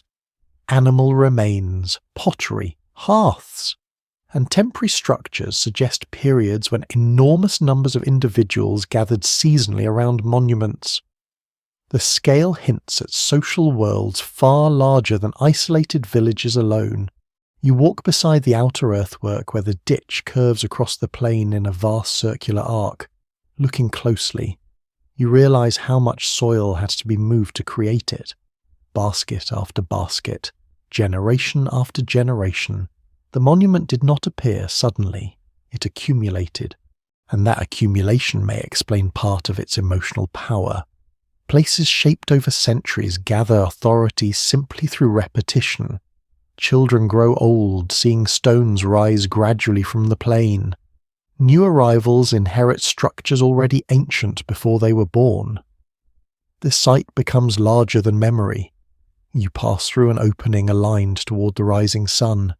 Light pours low across the grass and strikes the inner stones with sudden brightness. The effect feels intentional. Many prehistoric monuments appear carefully connected to celestial events, seasonal transitions, or horizon alignments. Certain solar patterns remain convincing even after decades of scrutiny. Others remain disputed. But standing here at dawn, the relationship between light and stone becomes difficult to ignore emotionally. Regardless of precise interpretation, the earth turns, the sun returns. The monument waits. You stand within the inner circle while wind hums softly through narrow gaps between the stones. Sound behaves strangely here. Footsteps echo faintly. Voices carry unevenly. The architecture shapes hearing as much as vision. Perhaps that mattered too. Some acoustic studies of prehistoric monuments suggest certain spaces amplify rhythm, chanting, or low-frequency sound in unexpected ways. Whether ancient builders intended this precisely remains uncertain. Yet the sensory effect is undeniable. The place changes perception. You notice carved patterns on one stone near eye level, spirals, grooves, repeated lines weathered almost smooth now beneath centuries of rain and wind. Their meaning remains hidden, perhaps symbolic, perhaps territorial, perhaps decorative, or perhaps part of a system no longer recoverable. The hidden age of Earth increasingly feels filled with intelligence whose logic survives only in fragments. You walk toward a smaller burial mound beyond the main circle, where several figures carry wrapped remains toward a newly opened chamber. The relationship between monument and death becomes visible immediately. This place is not only about astronomy or engineering, it is also about memory, about continuity, about connecting human lives to something larger than themselves. Burials discovered near major prehistoric monuments often reveal complex rituals, repeated visitation, and careful placement of bodies or bones. Some individuals may have held special status, others perhaps represented ancestral links binding communities together. The evidence grows richer, yet certainty never fully arrives. You sit on the grass as clouds move slowly across the widening morning sky. Around you, workers continue shaping stone while smoke rises from cooking fires scattered across the plain. The monument is alive, not abandoned ruins yet, not mystery, a functioning centre of human attention, and perhaps that realization feels strangest of all. Modern people often imagine ancient monuments as isolated relics standing silent in empty landscapes. But originally these places contained noise, movement, arguments, ceremonies, labour, trade, smoke, animals, weather, exhaustion. An ordinary human body is carrying tools through mud. The sacred and the practical existed together. You look outward across the plain and see smaller pathways stretching toward distant hills where burial mounds, villages, and older earthworks still shape the land. Everything is becoming connected now. Settlements, ancestors, monuments, seasons, travel routes. The landscape itself begins functioning almost like memory made physical by evening. The stones cast long shadows across the grass, while fires glow around temporary camps near the monument. The sky deepens into cold blue above drifting smoke. You stand among the towering uprights one final time. They no longer feel like simple stones. They feel like evidence that humans had begun imagining permanence long before history started writing itself down. And beneath the quiet plain around you, Countless earlier worlds still remain buried under the weight of newer memory. Night settles slowly across the ancient world. The great stones stand silent now beneath a darkening sky, where clouds drift softly over the open plain. And the fires that once glowed between the monuments have faded into small circles of dying embers, surrounded by sleeping figures wrapped beneath hides and woven blankets. Wind moves gently through the grass, carrying the faint scent of smoke, damp earth, and distant rain somewhere beyond the hills. You sit quietly at the edge of the monument and look out across the land that humans have slowly begun to shape with memory. Far away, burial mounds rest beneath the moonlight. Hidden caves sleep beneath forests. Old camps lie buried under layers of soil beside forgotten rivers. Flooded landscapes remain beneath cold northern seas, where fish now move above drowned forests and ancient pathways. And everywhere beneath the earth, traces remain: a flint blade, a handprint inside a cave, a buried hearth, a footprint hardened in ancient mud. The hidden age of Earth was never truly empty. It was full of people trying to survive storms, cold, darkness, hunger, grief, wonder, and time itself. You hear the soft crackle of the last nearby fire as sparks rise briefly into the night before vanishing among the stars. The sound feels comforting now, familiar, like something carried forward through thousands of years from one quiet camp to another. The wind grows softer. Mist gathers low across the fields, somewhere in the distance. Water moves slowly through reeds beneath the darkness, steady and calm.